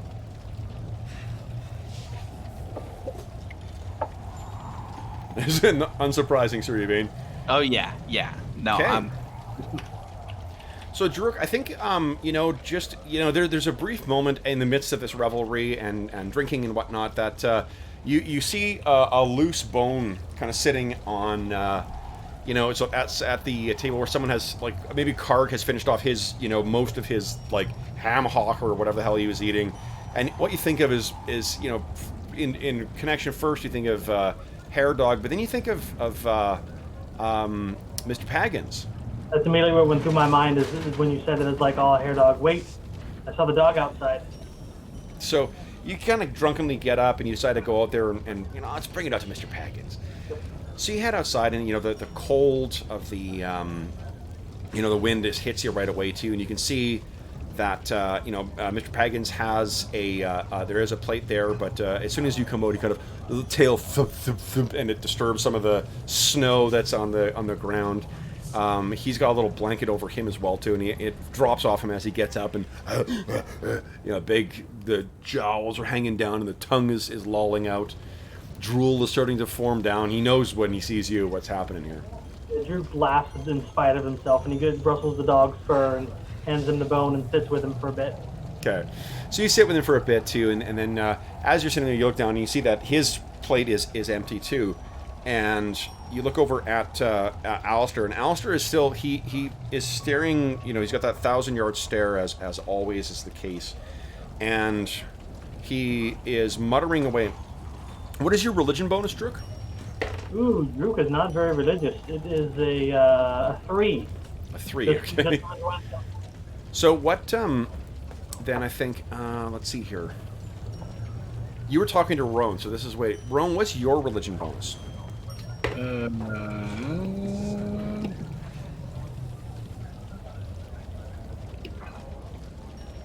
5. Awesome. Okay. So, Druk, you pick this. You finish up letting Mr. Paggins kind of chew in the bone, and then you finally kind of the cold or whatever, or the call of your drinks inside, or kind of gets to you. So you pat him one last time. You get up and you grab the plates. They're going to get buried in the snow here, so you grab them. And as you're carrying, you pick up and you put Alistair's on top of yours. He's still muttering in that tongue that you don't understand. He's drawn this really intricate kind of, not drawn, but like kind of made with crumbs, this intricate symbol. It's all of like the blackened crust of the bread that he had. He's broken it up and left this intricate kind of pattern almost on it. And you're like, that's weird. And you bring it in, and as you walk up to the bar, you set the plates down on the bar, as is often the case for Baldo. And I guess you walk up and you kind of like waiting to hold them over. Tacey is occupied with maybe getting some other people are insisting on buying Sir Yvain some drinks. Oh, I love the name. Life of the party. That's great. And she says, "Oh, just put them down, love. I'll grab them in a moment."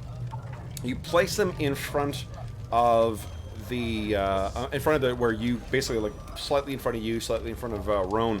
Roan, you've what do you like? You've been talking to Druk for most of this time now. What do you think? Are you staring off? Are you looking back at the crowd, or what? Probably looking over his shoulder a lot. Sure. So you see him come in. He walks up, and you look down at the plate as it's put on the ground, and you look at it. Takes you no time whatsoever to recognize the design that is drawn or that is spread out with the crumbs. They're slightly smudged from where Druk's thumb has gone into it, but you know that symbol. Two snakes facing each other. Alistair has drawn the mark of Set on his plate. And with that twisting, writhing feeling in your gut, that's where we will end our session. So, you guys are getting some XP tonight. Ooh. Oh, mama! A lot of XP? It's going to be a pretty fucking generous helping, I'll tell you that much. Wow. Outstanding. 500 for a first level character, I will love it. It quite possibly could be. It was a couple of pretty challenging encounters here. So let's see. There's that. Plus, you guys did achieve goals as well too. So you got that goal. I'm going to give you outstanding role-playing tonight, guys. Really, really good. I mean, I know you guys always bring your A games anyway, but fucking hell. Oh, I really enjoyed it. The session. This was awesome. This was so good. this whole story arc has been great.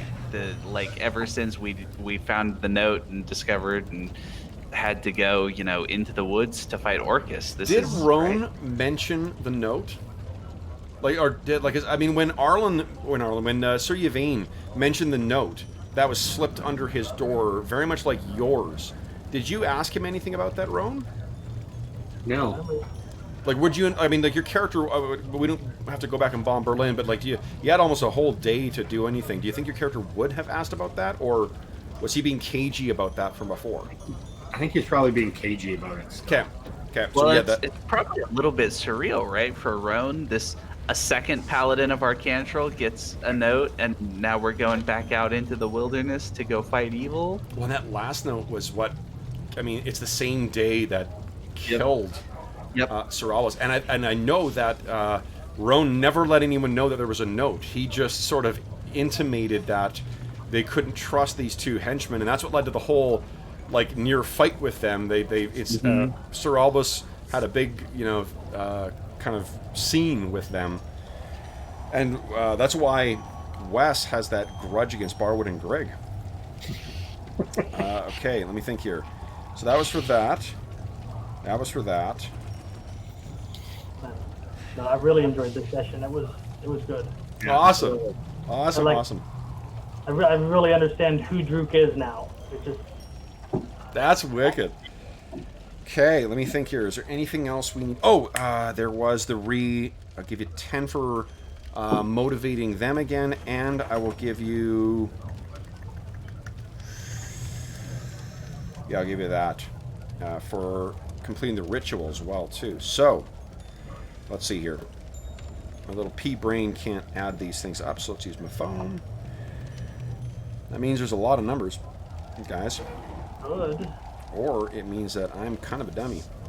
No, how much do you need, John? 500. 500? So, I don't... So, 250 for us, and 500 for you, maybe? Maybe. I don't know. So, John. Oh, Steve, are you still there? We just lost you in roll 20? Yeah, I'm still in. Yeah. Right. Oh, still in the chat. It's not in the roll 20. Okay. So, John. Will. Oh, Steve, does someone need your help? I'm good. Okay. Will 350 get you to second level? No, I mean 500. So, 350 is still pretty good. 350 is pretty good. 350 is pretty good. 350 for us and twice that for John? You got it! 700 for Druk. So, however, what that means, Druk, because you're getting double XP, it means once you hit 1,000, you go down to 0. And I only get. So you're second level, but you got 0 XP. The rest of you guys get 350 XP. So, is that going to carry over? It does not, no, because the benefit is you get to those levels faster, but you don't get to springboard ahead. Alrighty. Yeah, so welcome to second level, Druk. Druk is Roan, how much? level. Remember, it's 1,000 to hit a next. Oh, are you 5th level? I'm 5th level. Holy shit! Yeah. Wowzers! Oh, yeah. Guess who gets their 4 ability boosts now? Next week we'll be spending time with the other group, and that. Werbin, did you hit 4th? I don't. So I have 880 hit points since the last time I checked what my level was. That was the last. I think that's a total of the last 4 sessions I attended. Is 880? Yeah. So then, Steve, when you hit 1,000, you hit a new level. So welcome to 4th level. Woo! Nice. And Roan, where are you at right now? I am 3rd level, and I had 2,000 XP on my character sheet. 2,000 might have been from. Oh, maybe he didn't set it back to 0. So he said he's Oh, level it was 3. set back to 0. Yeah, that's why it's at 2,000. Yeah. So you're at 350. Wait, no, you played before. You played Roan last time. What'd you get from that session? It wasn't a lot because there was a lot of moving around. 100, I think. Or no, I only got 100 from the other. Let's say 120. Okay, that's probably what you were, because I don't think there wasn't any combat in the previous session you played, right? No, there wasn't. Okay, so then so that'll put you at 4. Fuck it, just put yourself at 500 even. 150 is probably close enough. Excellent. So Warbin, welcome to level 4. Druk, welcome to level 2. Sir Yvain, life of the party, welcome to level 5. Holy shit. Oh yeah, baby. Wowzers. Gotta pick an ancestry feat. Oh my god. Special Paragon. Go for another elf. Nice. Okay, well guys, that was terrific. And Flame, thanks for joining us through the through the whole session. He's been with us from the get-go. That is wow. So as always, for those listening at home, if you have any comments, questions, or concerns regarding this session, there's a bunch of different ways you can reach us. For one, you can leave a comment in the comment section below, and we will endeavor to reply in a timely fashion. You can also find me on Twitter at Dungeon Musings. You can also reach me by email. My email address is dungeonmusings, or you can join us on the Dungeon Musings Discord server. You can find the link to that in the description of the video, and we've been growing more and more active on that, so you can find us talking about this campaign and all the other campaigns we have on the channel, as well as games in general, scheduling new games, and a bunch of other cool stuff. In addition, if you want to be sure to join us for one of our live streams, be sure to hit the subscribe and the bell icon buttons in the in the description. And if you enjoyed the session as well too, I'd encourage you to click the like. If you didn't like it, you can hit the downvote too. So, but hopefully you enjoyed the session. In addition, you may notice that there is something called a link to something called Heroes Save Villages in the description of the video. That is the charity fundraising campaign that we run on the channel. We don't do any other monetization. We don't run ads. We don't have a Patreon. If you are inclined to toss any reliquary teeth in the direction of the channel, then I would encourage you to do that, or money, in that direction. It is a charity initiative that benefits the SOS Children's Villages International Charity. It's a really terrific charity that is active in over 130 countries around the world, benefiting over 80,000 orphan and abandoned children. You can learn all about the different projects that SOS Children's Villages has ongoing in all the different countries where it's active. It's a really terrific organization, and any money donated through the campaign goes directly to help the kids that benefit from that organization. I don't want anyone to feel obligated, of course, but if you did enjoy the content in the channel and you are inclined to toss any GP our way, that's how I would encourage you to consider donating. So, last but not least, my players. On a Friday night, thank you so much for playing. Arlen, Chad, John, and Steve, thanks for joining me tonight, guys. This was a hell of an eventful session. And I think our first, notwithstanding the cost that it exacted on your characters, the first free and clear victory you guys have had in a long time. So congratulations, guys. It only took us 17 sessions to get to a free and clear victory. Well done. So, anyway, for those listening at home, again, thank you so much for joining us. We hope you enjoyed this session. We hope you enjoyed joining us back in the Barrowmaze. We'll be back here on Wednesday next week. And until then, happy gaming.